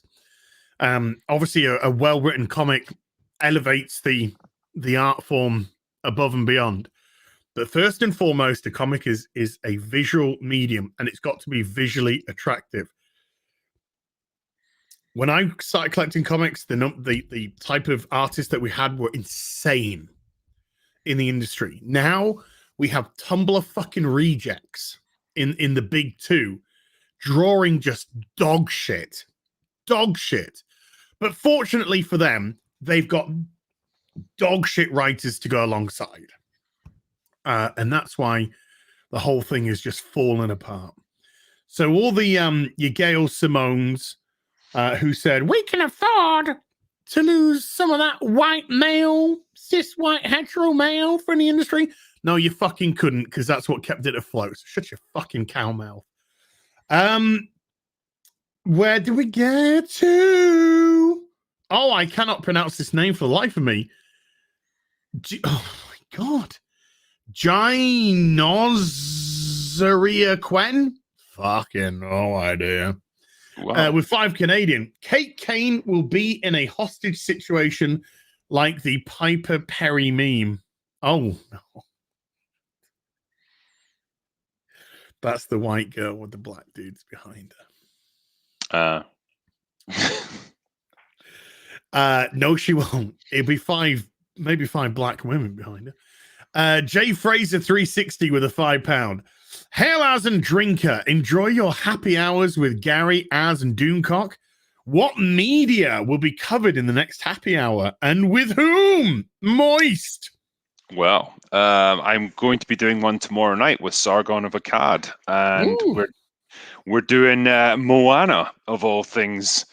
Because the guest gets to pick the movie, and so we were talking about what films we could do, and I thought he was going to pick some medieval epic or some hard-hitting political thing, and he's like, no, we should do Moana. And my first thought was like, okay, Sargon's lost his fucking mind. But yeah, there's actually quite a lot to discuss now that I've seen it, so should be interesting. Okay, damn, okay. Yeah, damn. So tomorrow night. I'll have to catch that after me strum. TC with a $25 super chat. You two modern day legends are the pinnacle of my personal pantheon of narrative smashing road warriors of the YouTube wasteland. Thank you for your service to humanity. That was quite the metaphor. Yeah, that's a bit beautiful, actually. Daniel Parker with a $3. Only sharks should be playing shark characters. Got a point. Yeah, it's got a point. I saw an article today saying that no, it was yesterday. Sorry, that people with hair shouldn't be allowed to play bald characters. And it made me wonder, like, does that work in reverse as well? Like, if you're bald, are you not allowed to play a character with hair? Like, this is the extent that we've gotten to now. That's fucking retarded. Yeah. So I don't understand it. I don't understand any of these people. You don't understand it because you're normal. That's why you don't understand it. I thought actors could play other people. Like, all right, so you can't play Harley Quinn unless you're a psychotic murderer. Then, yeah, basically. just stop with this idiocy. It just makes you look like a fucking retard. It does. That's it. Retardo UO. J.K. Simmons in the Snyder Cut plays Commissioner Gordon. He's wearing a wig because he's bald. Look good in it as well. Good wig. Yeah.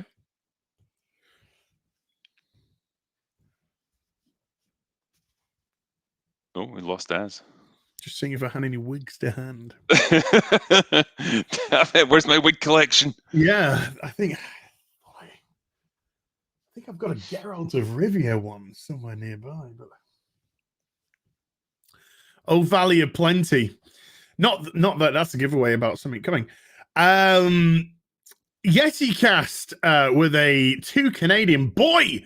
That Gina tweet escalated quickly. Yeah, I've actually got you open on Fox News right now. Let me just open that up, actually. Douche. There is Yeti Cast's tweet that he and that Gina responded to, and this is on Fox News. Yeah, I wanted to get to this. I don't know if I've got enough time because the super chat's just been crazy. Which is great, and I love you for it, by the way. Is this where they had the Democratic senator in? It was on Bill Maher. Did you hear it? Did you hear what was said? Have you seen this? Yeah, I've seen it. Yeah. Oh, you have. Okay, so this is the I mean, it was funny because, like, I mean, even Bill Maher was like, "What the fuck are you talking about, you absolute lunatic?" Like this, this doesn't make any sense. Yeah, I mean, he was kind of trying to play it. He was kind of trying to play it a little bit on the fence, as in, well, everyone's a Nazi, it's kind of like everyone's a Nazi, and then she was going white supremacist, and it's like, what does that even mean now? What does being white supremacist even mean nowadays? I mean, Bill Maher, I don't know, he kind of rides the fence a bit. He plays both sides a bit. But he was clearly, you could see that he was clearly thinking this woman's a fucking nutter. Yeah. But I think that's the good thing that came out of it. I think that's the good thing that came out of it was the fact that, excuse me, was that I think she exposed herself for a fucking raving lunatic on TV. I think, because I looked at her Twitter profile, because, you want to see how people are reacting to it, and it's not just like that interview that people were ratioing her with. It spilled over into every other tweet that I think she made before and after. People were just retroactively going through all of her tweets and just completely destroying her, and rightly so, because you can't be allowed to just say stuff like that. And Gina would have a pretty good liable case on her hands if she wanted to. That's just defamation right there. That's the textbook example of it. Well, it looks like it to me. Because everyone's an internet lawyer nowadays, people are saying, well, it's her opinion that she's a Nazi or white supremacist, and it's not done with malice. That is done with malice, if you ask me. Because I don't think you can be any more malicious than being on live television and calling somebody who clearly isn't a Yahtzee or white supremacist exactly those words. So I think she's got a case. I think you should sue them to oblivion and back again. Yeah, is what I would personally do. But I mean, geez,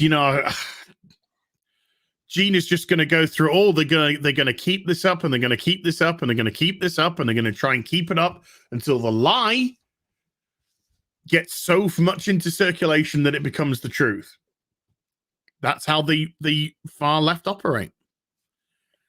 This is why they keep calling us Yahtzees, Yahtzees, Yahtzees, Yahtzees, far right, white supremacist, white supremacist, white supremacist. No, I just think the fucking Last Jedi is a piece of fucking shit.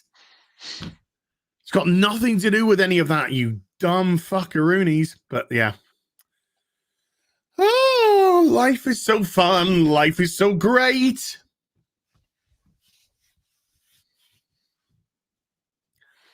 In the sea, a lot of them. In the sea. Just keep walking. Don't stop.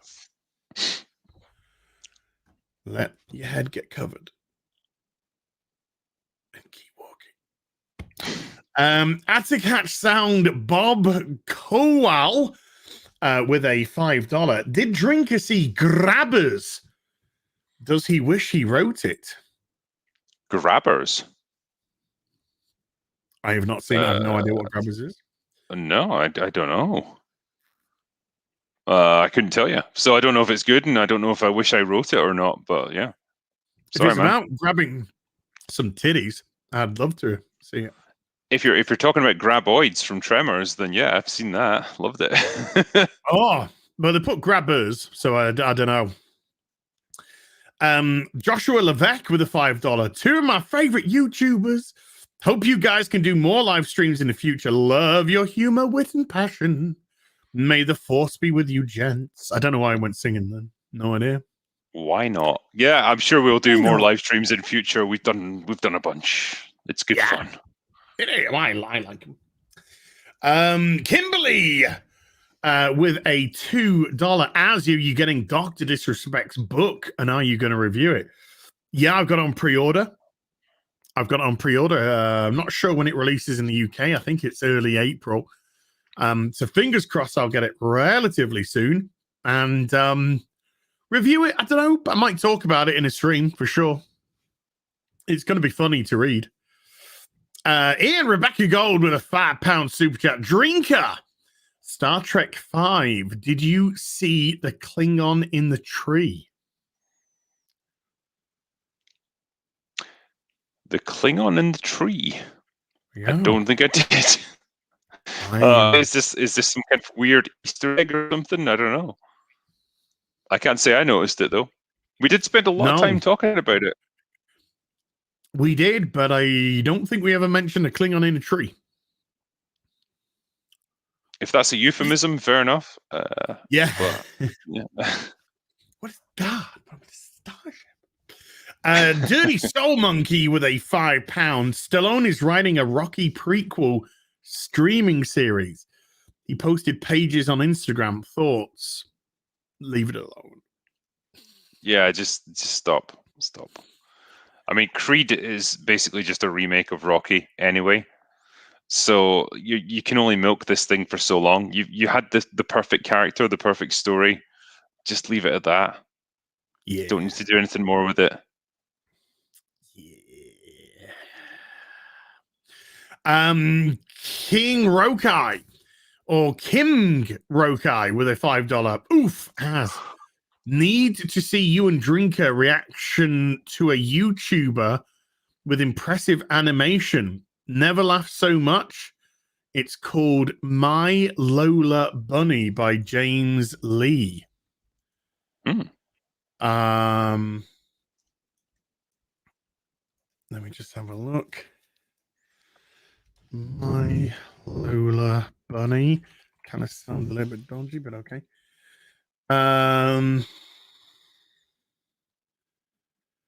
My name is Lola Bunny. My Lola Bunny. By who was it? It was by James Lee. Let's add it all in. Get it all in. James Lee, here we go. Here it is.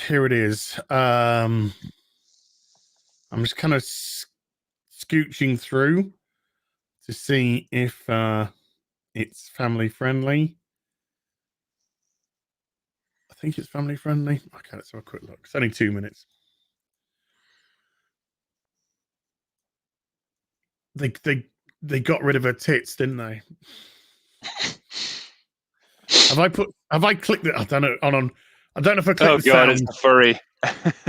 Is it furry? Is it furry stuff? Oh no. Well, I mean, it looked like a furry woman. Well, she's from Space Jam, isn't she?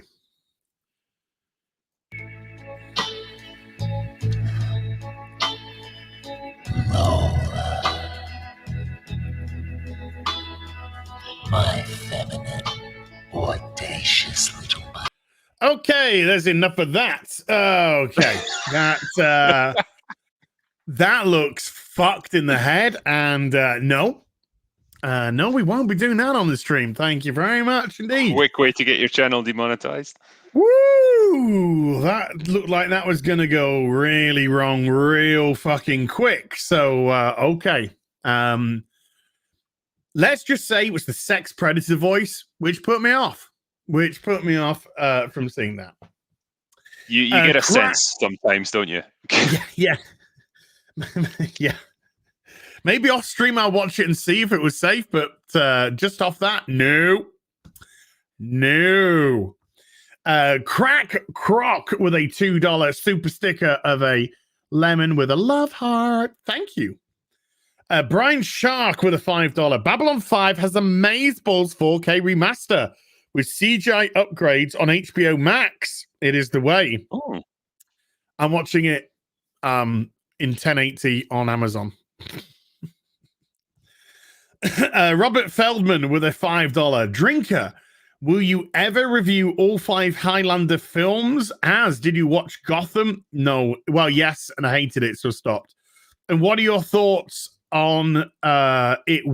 And what are your thoughts on it? Where is Balstrek? Is he okay? Balstrek is he's okay. He's just working. He's doing his proper job. But yeah, Gotham, as a comic reader, I hated Gotham.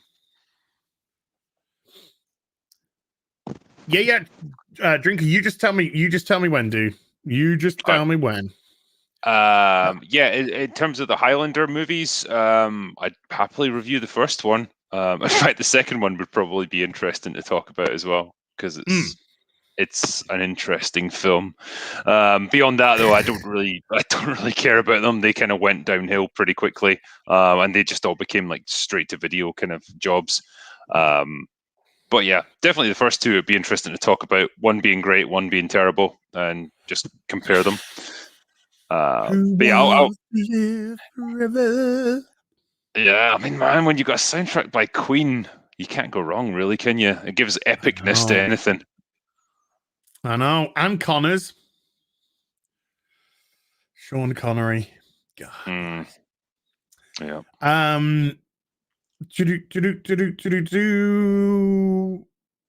Damac Ski with a $2. Thoughts on Doom Patrol? I've seen half of the first season and that's it, and I was really enjoying it. So it's something I need to go back and start from scratch again. But it was interesting and I enjoyed it. I don't think you've seen it, have you? I have not, I'm afraid, no. Okay. Wayne the Redneck with a $10. Drinker, I just binge watched your discussion of the OG Star Trek films. Do you have any plans to do the TNG movies? I've been thinking about it. I know they're not the best, but it's better than what we're getting nowadays. Yeah, 100%. It's better than Discovery or Picard. But they're not great movies, and I think I'll never forgive Generations for existing. But it would definitely be an interesting one to talk through. So yeah, it's on my list, and I will hopefully get to it. Shark Dentures with a $5. The appeal of Babylon 5, apart from the great story and awesome acting, isn't that it is dark, like Drinker said, but that it, like Star Wars, feels lived in. Yeah, it feels lived in. It feels like an existing universe. But it isn't. But it isn't. But Drinker's right though. He doesn't have the sort of massive optimism of Star Trek TNG and such.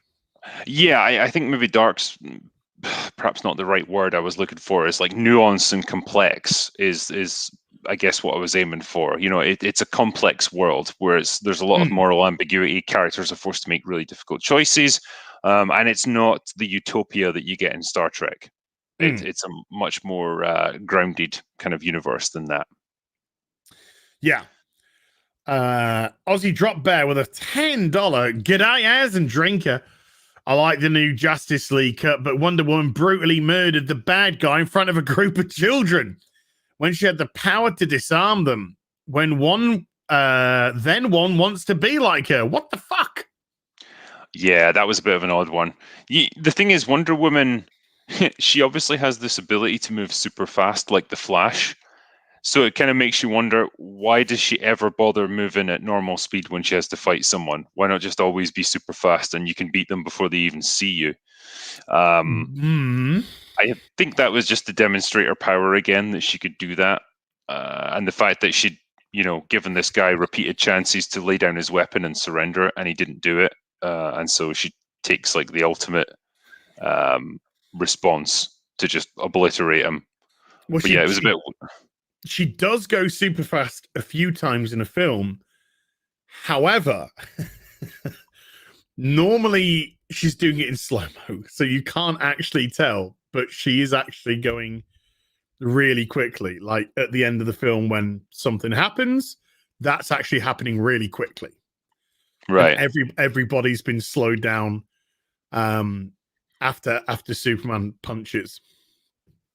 So yeah, it's when, because Zach has such a extended use of slow-mo, sometimes you don't get an understanding of how quickly events are truly unfolding. But normally they're unfolding pretty quick. Pretty damn quick. Colin with a $5 drinker. Any chance of getting a video on The Shadow? The Shadow. Maybe one day. It's going to be a while though. I got to be honest. It's not high up. Go on. No, it's not like high up my list of priorities right now. I don't think. Is The Shadow, is that the Billy Zane comic book adaptation from like the 90s? Am I thinking of the same? Baldwin. Oh, that's the one. Yeah, sorry. Phantom is the Billy Zane one. Yeah, I get these goofy adaptations mixed up. Yeah, one day. I'm going to cherry pick super chats that got you in them. Okay, because I know that you're up against it now. David says, Drinker, what are your thoughts on Ice Pirates? I wish they're ass pirates. Oh, never mind. What are your thoughts on Frank Miller's Ronin? Ice Pirates, I couldn't tell you. I don't know. Sorry, man. And it's been donkey's years since I read Ronin. So I'd have to go back and reread it because I literally haven't read it for about 25 years or something around there. Critical Drinker, Ryan Drake films when? And that's Matt Lines with a £2. Well, they are supposed to be filming Redemption in May of this year. If they can get the COVID restrictions eased a little bit, they're planning to shoot in Romania because it's cheaper to shoot there. And they've got a lot of cool like cityscapes and stuff they can shoot in. So that's the plan. I don't know if it will happen, but I'm keeping my fingers crossed. Yeah, me too. That'd be, dude. I can't even begin to imagine how exciting. Well, I can because I'm a rock star, pop star. I know. But I can't begin to imagine how exciting that would be to actually see one of your books in film format. Jeez, man. I'm not going to lie. It'd be quite cool. It would be quite cool. Let's go with this one. Marcus Kelman with a €20. Two of my favorite critics. Question. So we'll pose this to you. Do you expect Hollywood to realize anytime soon that writing coherent stories actually matters? Or will bad writing and discrediting valid criticism continue? By the way, did you like The Expanse? Is it underrated? Right. Okay. So in terms of bad writing and stuff, yeah, they are seeing the effects on their bottom line. I think Disney are very aware of like how like damaging all this shit is to their bottom line profit and loss. So yeah, I think they will see the error of their ways when they start going bankrupt, essentially, and the money runs out. I think wokeness is something that you can only afford when you're raking in the money, and they're not anymore. So I would expect to see some changes sooner rather than later. And in terms of the other thing, the Expanse, yeah, I liked it. I gave it a Drinker Recommends because it was a really enjoyable show. Yeah, it feels very grounded, very, believable, very well thought out in terms of the politics and the setup, the physics behind it, the science. It's all really good. So I liked it. Jay Fraser, 360 with a £5 super chat. Fellow Scotsman here, Drinker. 3 questions. 1, who is your personal hero? As That's the right answer. 2, why is Deadpool on your wall? Because I was at a Comic-Con a couple of years back, and they were selling like artwork of all the different characters. And I don't know if you can see just above it, the Winter Soldier. And they were just 2 of my favorite comic book characters at the time. So I bought a couple of artworks of them and put them in frames on my wall because I like them. And That's 3, why. are you going to introduce us to your doggy? Oh yeah, you can probably see her just at the edge. She's been totally like not moving the whole time, like just fast asleep, and I think she's just started to stir. Well, see if I can get her. Yeah, she's been doing something, cleaning herself or something. I don't know. Yeah, Lara, you coming here? Come in here. Come on. Yeah. She's moving Oh. extremely slowly. Yeah, look at that There stretch. you go. There you go. There you go. Oh, Yeah. oh, She's wow. She's she's a beautiful. retired racing greyhound. So she just finished racing like probably 6 months ago. Oh, wow. So I got her. Yeah. So the thing is, like greyhounds, they're like the laziest dogs on the planet. Like they just spend their whole life sleeping. You'd think they'd be totally hyperactive, but they're not. Hello. There you go. Anyway, sorry, I'm getting distracted. Yeah, no, that's fine. You'd expect it. You'd expect them to be kind of very active. And soon, any movement, and they'll be like. Yeah, there she goes back on the. She'll be asleep for another 8 hours now. Okay, I saw a couple here. Let's grab a couple here for you. Drinker from Andrew Matthews for £5. Do you ever watch Astartes? Oh god damn it. I keep meaning to watch this because people have recommended it to me, and I kind of like 40k stuff. So yeah, I'm going to give that a go. I haven't watched it yet, but I will. You should. It's fucking amazing.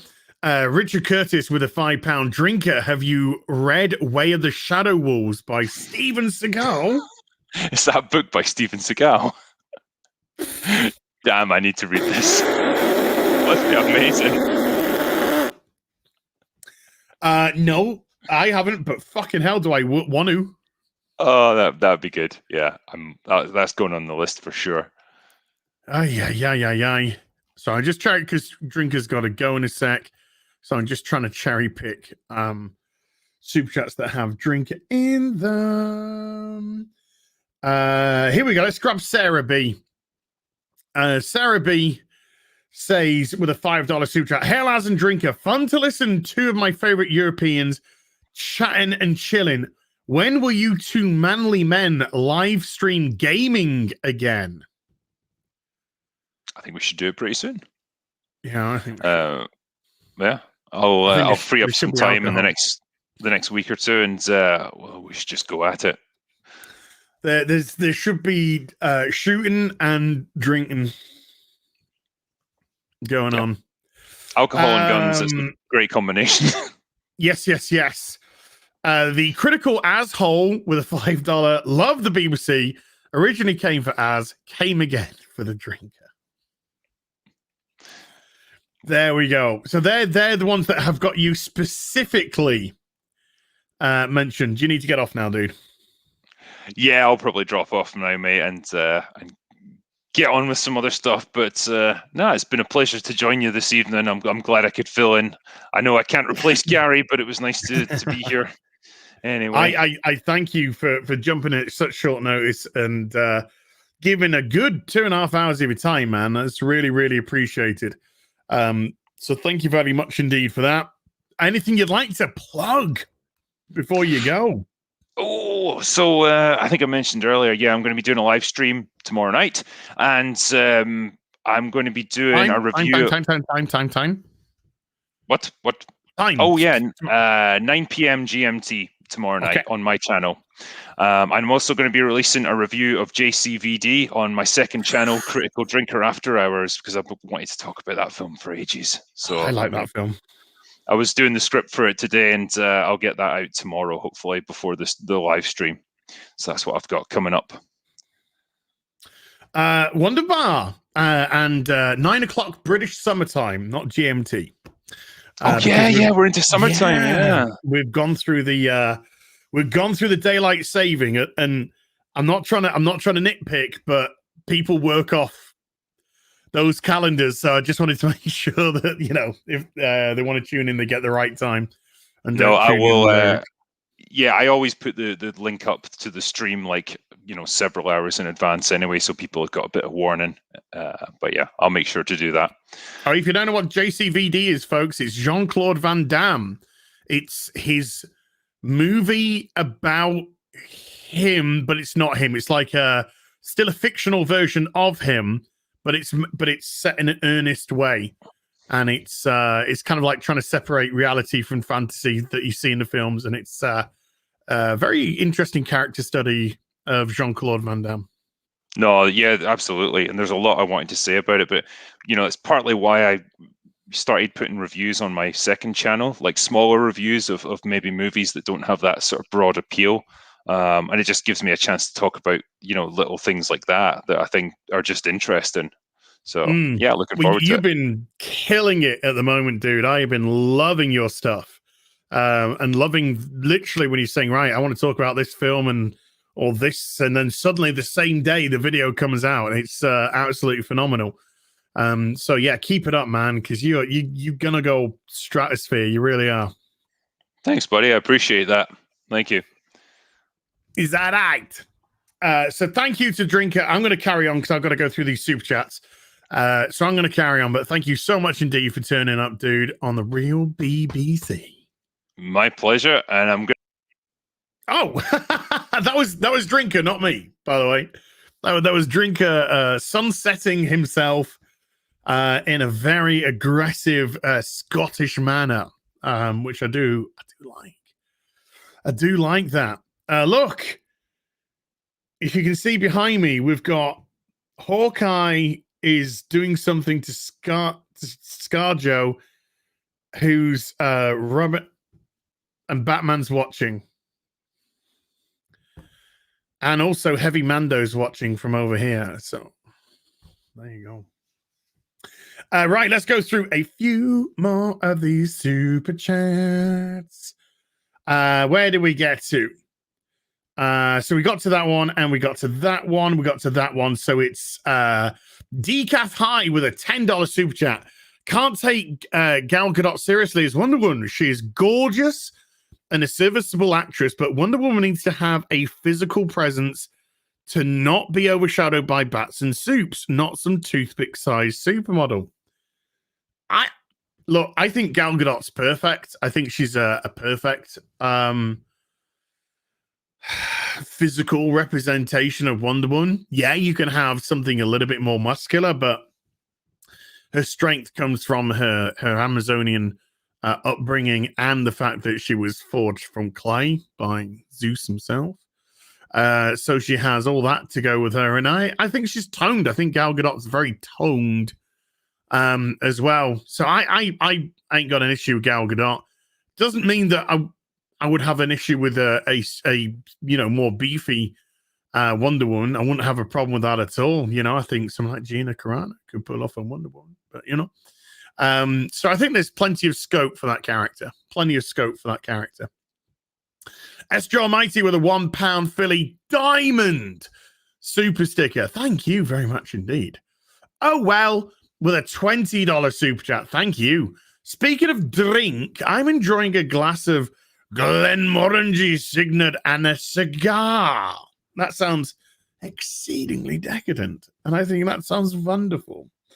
This is Gene the Machine. I'm going to drink some water. Let's just get that rasp. Let's just get that rasp off the voice. Gene the Machine with a $5 super chat. Compare to Man of Steel and BVS, you can tell Zack Snyder's Justice League feels more like Zack's film that he has more control over. Well, he had full control over this. Full control over this. That was the deal. The deal was he didn't get paid. He didn't get paid, but he had full control over the creation of it. And I thought it was, like I said, I thought it was great. I really thought it was great. I watched it again last night, and I loved it again. I think it's so much better. Deb Ziona with a £1 phallic. How balls? How? I'm gonna try not to laugh.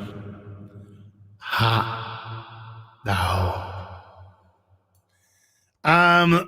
Robot Vulcan with a $5 super chat. Remember how Penfold's code name is Jigsaw? Brings a whole new context to the Saw movies. Core Chief, I want to play a game. Time for you to shush. Danger Mouse and Penfold. I used to watch Danger Mouse when I was a kid. Pleb Gamer Aaron G with a 125 Argentinian paprikas. There's a rumor about your favorite celebrity as is Brie Larson being a Jedi stronger than Vader and Luke themselves. I'm not going to comment on theoreticals, okay? If Brie is confirmed in a film as a Jedi, that's a film I will probably never watch because I can't stand Brie Larson. She is a horrible, obnoxious, self-centered, dumb, really dumb, stupid, brainless moron. So yeah, I'm not gonna. Oh, it's a Mike Zero story. Oh God, there you go, Mike fucking Zero. Emery Kalame with a $5. After the Happy Time murders, I don't give a damn what happens to Melissa McCarthy. Oh, okay. Noah Mint with a $10 super chat. You two are funny as hell. You both always keep a smile on my face. Keep up the amazing work. Noah, thank you very much indeed. Chef Nation, yeah, baby, with a $5 super chat. Ocean Mayan. Jay's Prime with a $5 super chat. What about Mark Strong for Doom? That's a good one. I like Mark Strong. I got a lot of time for Mark Strong. Put him in a wig.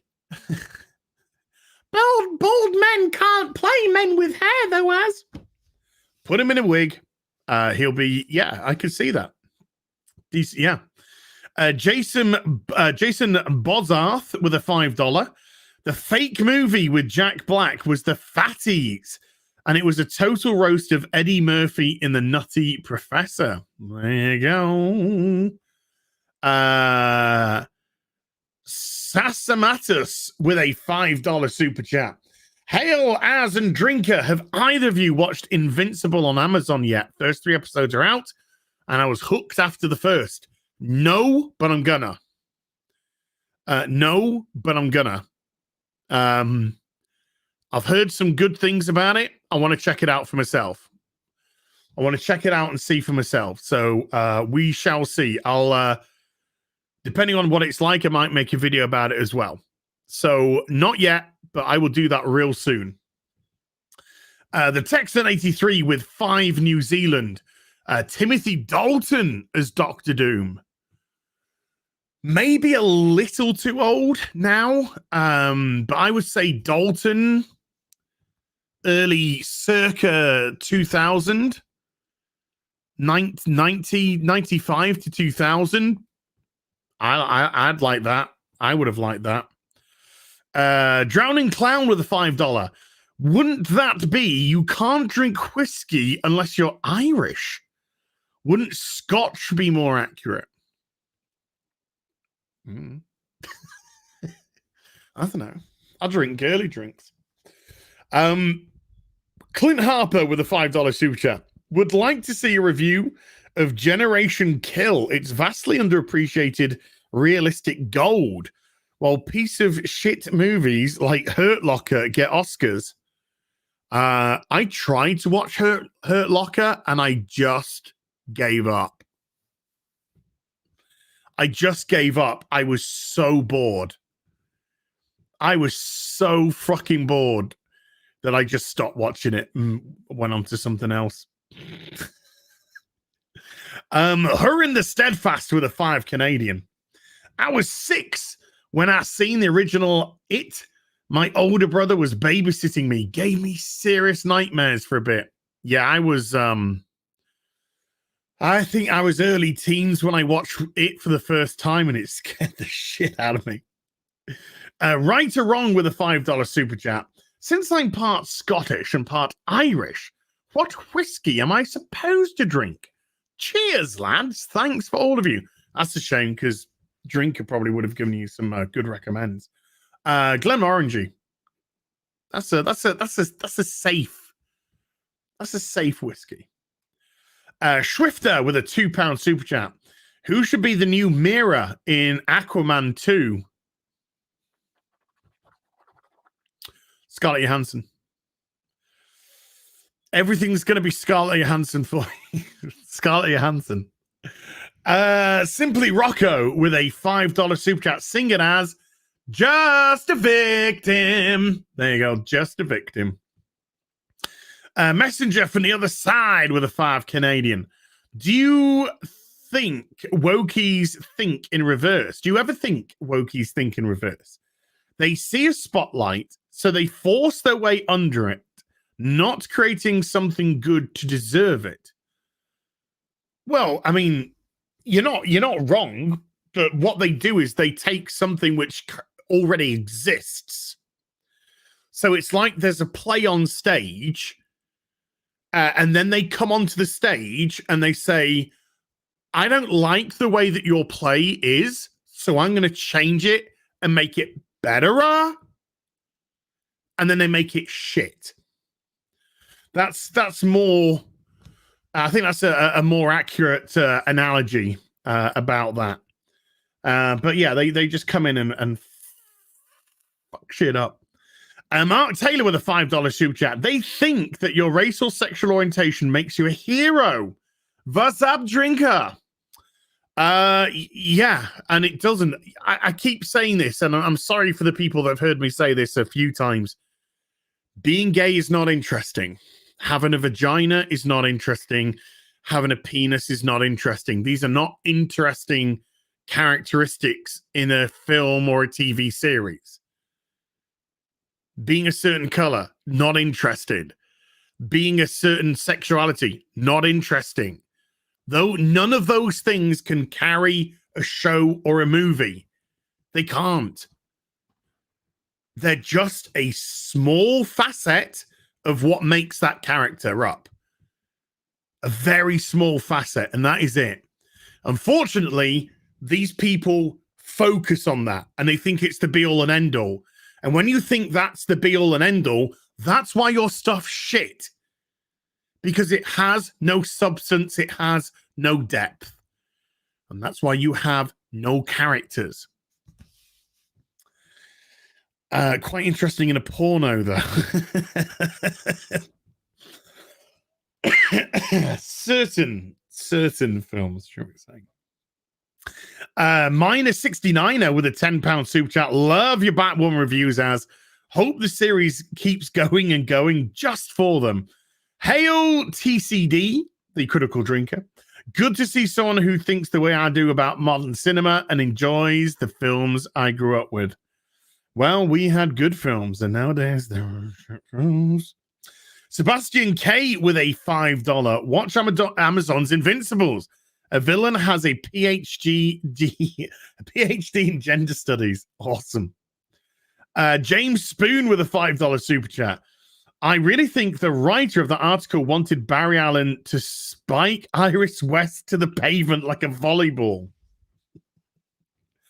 It's a nice scene. It's a romantic scene of two people who clearly like each other are put in this crazy situation, and he's got crazy powers, and he very gently, he brushes her hair to one side. He crosses her arms so that they're safe.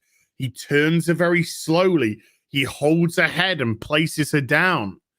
Very, what's the word I'm looking for? Deliberate. Very deliberate. So when time kind of like resumes, when he starts kind of comes out of the speed, she's going to be safe. Romance is dead. It's dead. It's dead. Daniel Newbert with a $5. Hail, gentlemen. Out of curiosity, who was each of your favorite Farscape characters?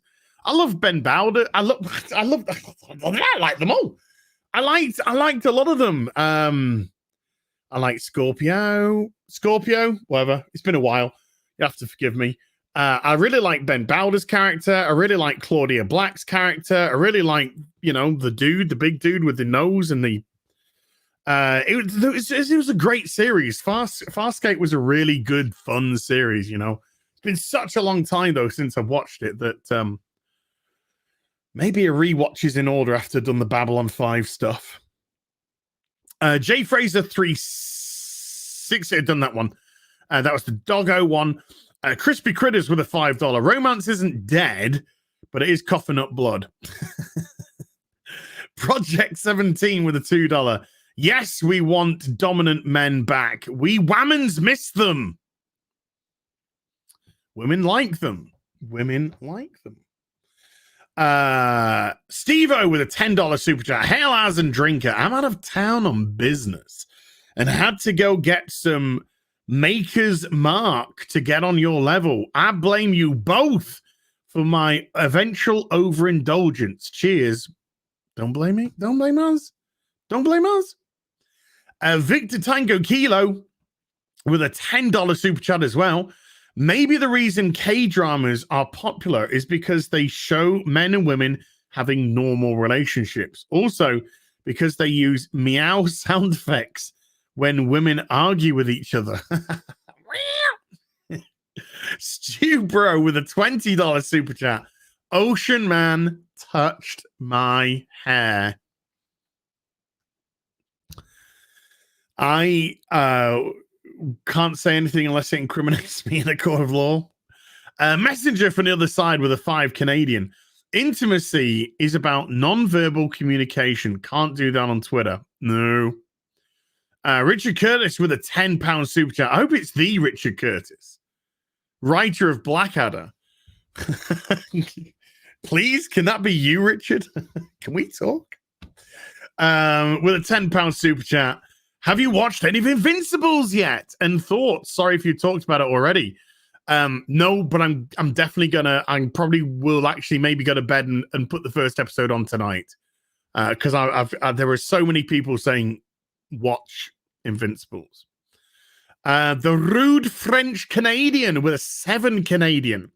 Narcissists hate intimacy and love power.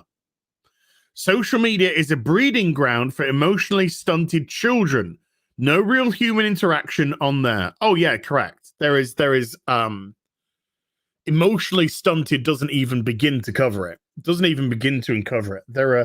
It's so sad to see so many adults who don't have any proper communication skills.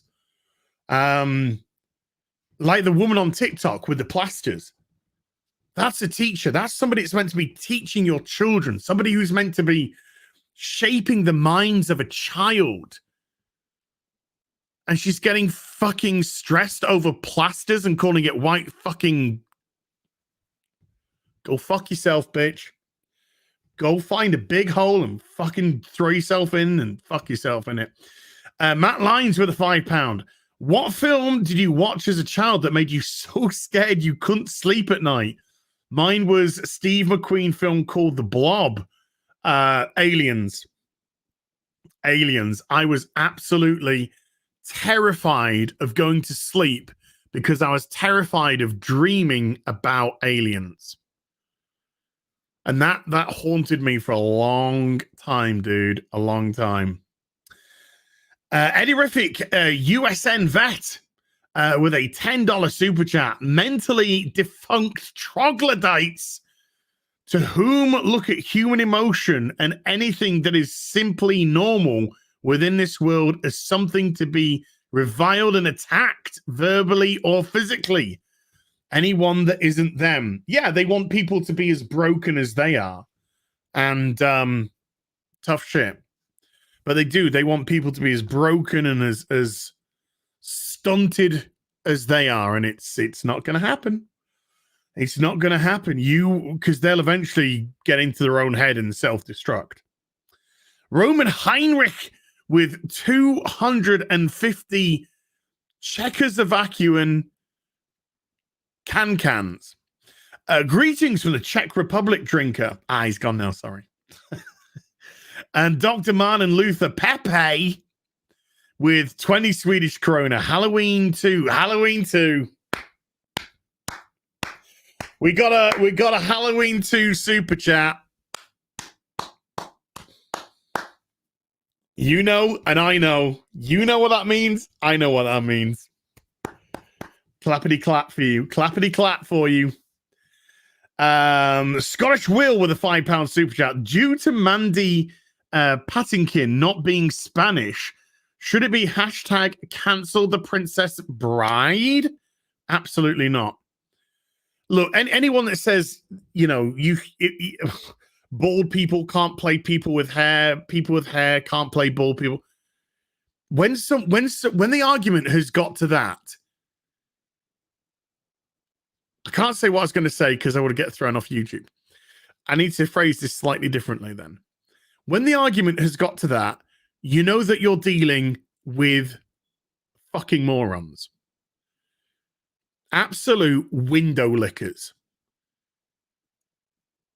Don't give them any time. Don't give them any attention. Don't give them any heed whatsoever.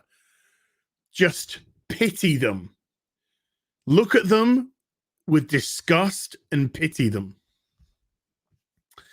Raja Fox with a $5 super chat. Beep a film. Go away now. Stephen Otten with a $5 super chat. Good evening, Az and Drinker. Great stream. Absolute effing legends. Keep the faith. Thank you, Stephen. Veldrin 1000 with a £5 super chat. No message, but a super chat. Thank you very much. Mark's Man of 117B with a $2. Grabbers, the Irish monster movie with drinking. I don't think that's going to ring any bells for anybody. There was Sarah B's. Attic Hatch Sound. Bob. Bob Koal again with a $5 super chat. Grabbers, a tentacled sea monsters allergic to alcohol. So the heroes get wasted to fend off the monster. It's brilliant. Okay.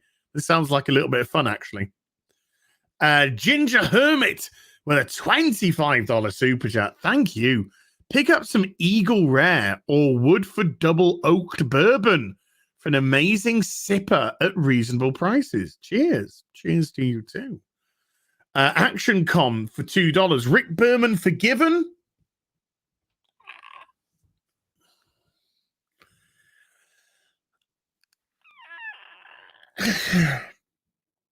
That's the no.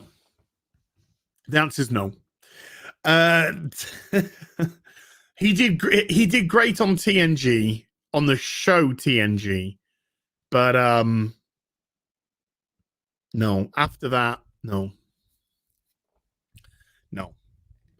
Sorry, we're only asking that question because Star Trek Today is so bad. That's it. But I would happily have a lovely drinky poo with Rick Berman. I don't think he even cared or liked Star Trek anyway, so no. Taka Videos with a $2 super sticker of a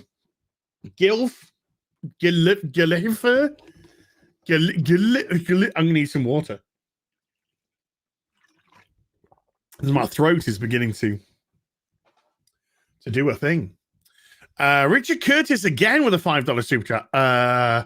Oh, sorry, that was the drink. Have you read Way of the Shadow? That was the Astartes one. Aston Martin Bond 007 with a £5 super chat. So Game of Thrones is going to be a stage show, according to the BBC. What do you think? Nothing against you. Don't give a fuck. Do not give a flying fuck. Won't go and see it. Won't care about it. Don't give two shits about anything to do with Game of Thrones. Not after that last season. After that last season, nah. Don't care. Don't care. Don't care. Star Trekker 58 with a 10 Australian. Saw first and second episodes of The Equalizer. Thought it was good. The Edward Woodward version as. You got me. Saved Asian kid in the second episode. Hobo Captain America confused. Kids Asian save. Parents rich. Don't save. Toss coin. Sorry, kid. You lose. Yeah, I couldn't. I just could not watch any more of the Equalizer. I couldn't do it. I just couldn't do it. Phoenix Tangent with a $5 super sticker of a cute little Japanese doggy with a paintbrush. Thank you. Legalize Adulthood with a $5 super chat. So many super chat comments are going to suddenly make more sense as you watch Babylon 5. Ooh. Ed Rojas with a $10 super chat. AA, love the work and passion on your reviews, especially Batwoman. By the way, looking to buy my first hot toy and wondering if 40th Darth Vader is a good option. Fucking scissoring forever. Well, the competition winner, that's what the competition winner chose. Somebody else sent us some tweets a few weeks ago, saying that they had bought their first hot toy. That was also a 40th anniversary Darth Vader. So I think they're and they've been very happy with it. There's nothing wrong with it. It's got a lovely base. It's got a really nice base to go with it as well. So yeah, I think that's a decent one. Not wrong with that. Not wrong with that at all. Marlon Sevalon with a $5. As big fan. If I ever come to the UK, would love to grab a pint with you. And have you seen the show Resident Alien? First 2 episodes are free on YouTube. No, I haven't, but I will now. Thank you. Because I've had a few people trying to get me to watch that as well. Matt Deckard with a $2 super chat. ACAB will forever be associated with Batwoman. I know. How pathetic. Also, defund the police. Also, fucking scissoring. Dan Vask with 10 Brazilian as. How do you feel knowing YouTube is all out and about taking care of our well-being? Oh, I feel so loved, Dan. I feel so loved. I feel as if my head is being moisturized by their white, sticky cream fingers. Hey, YouTube, if you love us so much, why'd you fuck our channels over if we go away for more than 5 days? Yeah, all about our well-being. Yeah, fuck off, YouTube. Corporate tube are telling you what to do and you're banding the knee. Brewhouse Box with a $2 super chat. Are you saying pity the fool? Is that racist now? I don't know. Lol, probably, yeah. I pity the fool. Eddie Riffick, USN vet again with a $5 super chat. 12-year Macallan triple barrel single malt scotch. Whew. Some people are liking a drinky poo. Problem being with $5 super chat, Ocean Man is nearly at 40,000 views. Let's have a look. Let's have a look at exactly where we are. How many views has Ocean Man got? Let's have a look. 39,000 971 views. It's not monetized, so there's no adverts, folks. Go watch, and then go to iTunes and purchase it, or Spotify and purchase it. My single, which sent me into the charts, into the stratosphere. Oh yeah. Purple, my mod Purple Valkyrie has sent me a link to The Way of the Shadow Wolves by Steven Seagal. But it says The Way of the Shadow Wolves by Steven Seagal and Tom Morrissey.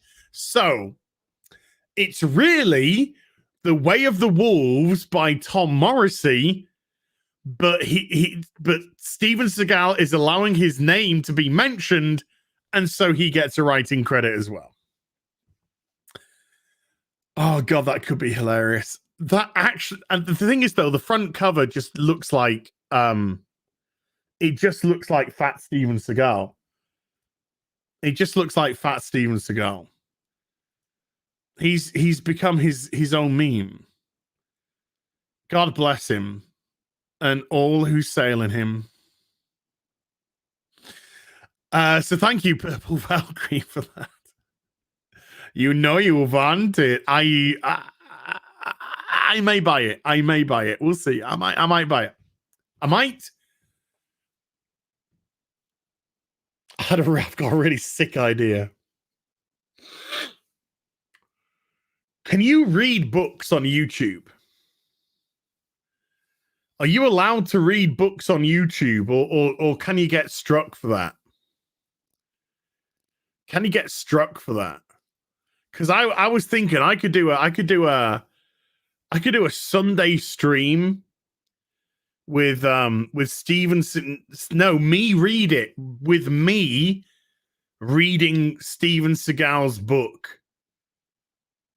You can read books, says Manic Pixie Fangirl. In their entirety, you can't, says someone. Okay, I'm gonna contact my YouTube manager for clarification then, and we'll see. But would there be an interest in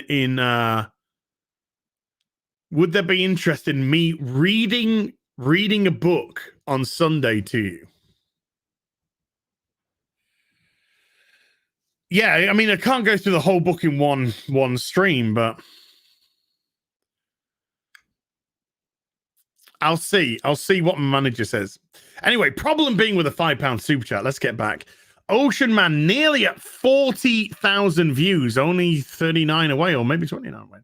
Thanks to all for downloading the single. Expect a very special remix or two from a special guest remixer or two.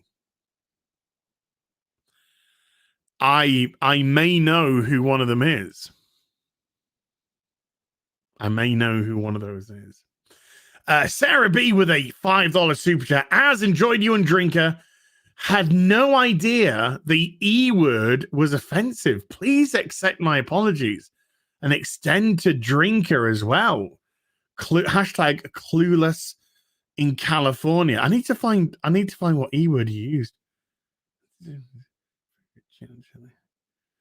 Two of my favorite Europeans. I don't know. Or maybe entertainment. I don't know. I'm confused. You can call us Europeans. That's fine. Tyler Adams with a $5 super chat. How are you feeling about Superman and Lois now after the 5th episode? I've only watched the first 3. I'm 2 episodes behind. So I've got to catch up on the 4th and the 5th. I've been told that they're both very good and they hold the quality of the first 3.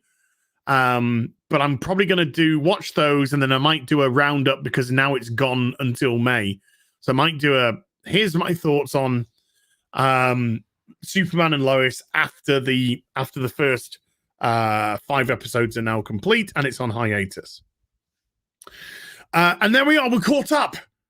Jump to the memberships because there have been some memberships. So let me jump to the memberships, folks.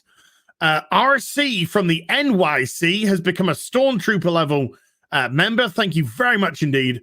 TJ has become a member at the Force Sensitive level. Thank you, TJ.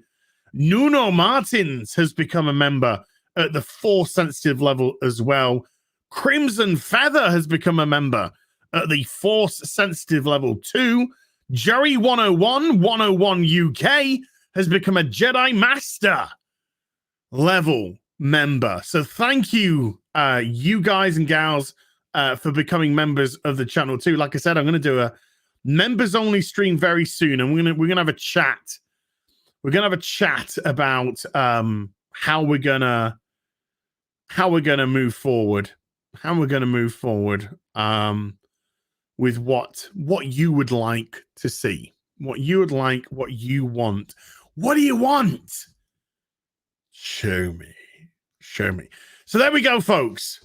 We shall bring this episode of The Real BBC, a late episode, I know, in terms of time, but that's, massive thank you to Critical Drinker for being able to give his time for tonight. And in 2 weeks' time, folks, it's going to be a very special Real BBC, because just as I say that, and I got two things. First of all, Johnny Azul has become a member at the Force Sensitive level. So, Johnny, thank you very much indeed. Cred Socks has just quickly dropped a super chat for $5 because you always put a smile on my face. Love your channel. Love you so much. Thank you. I really appreciate that. In 2 weeks' time, The Real BBC is going to be a very special episode because it falls on my 9th anniversary on YouTube to the day. The 13th of April, 2012 was the day that I released my first ever video on YouTube. The 13th of April falls on a Tuesday, on the Real BBC Day. So we're going to have a 9th anniversary celebration as well. So I might look to get some additional peeps in. And so, if people are going to drop out, that's fine. If people can come in, that's fine. And we'll try and make it a gay old time.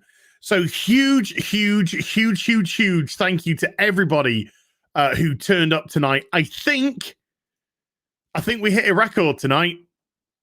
I think we hit a record on viewership tonight. I think I saw at least at one point 3,600, which is a record. I think the highest we'd done was 3,400.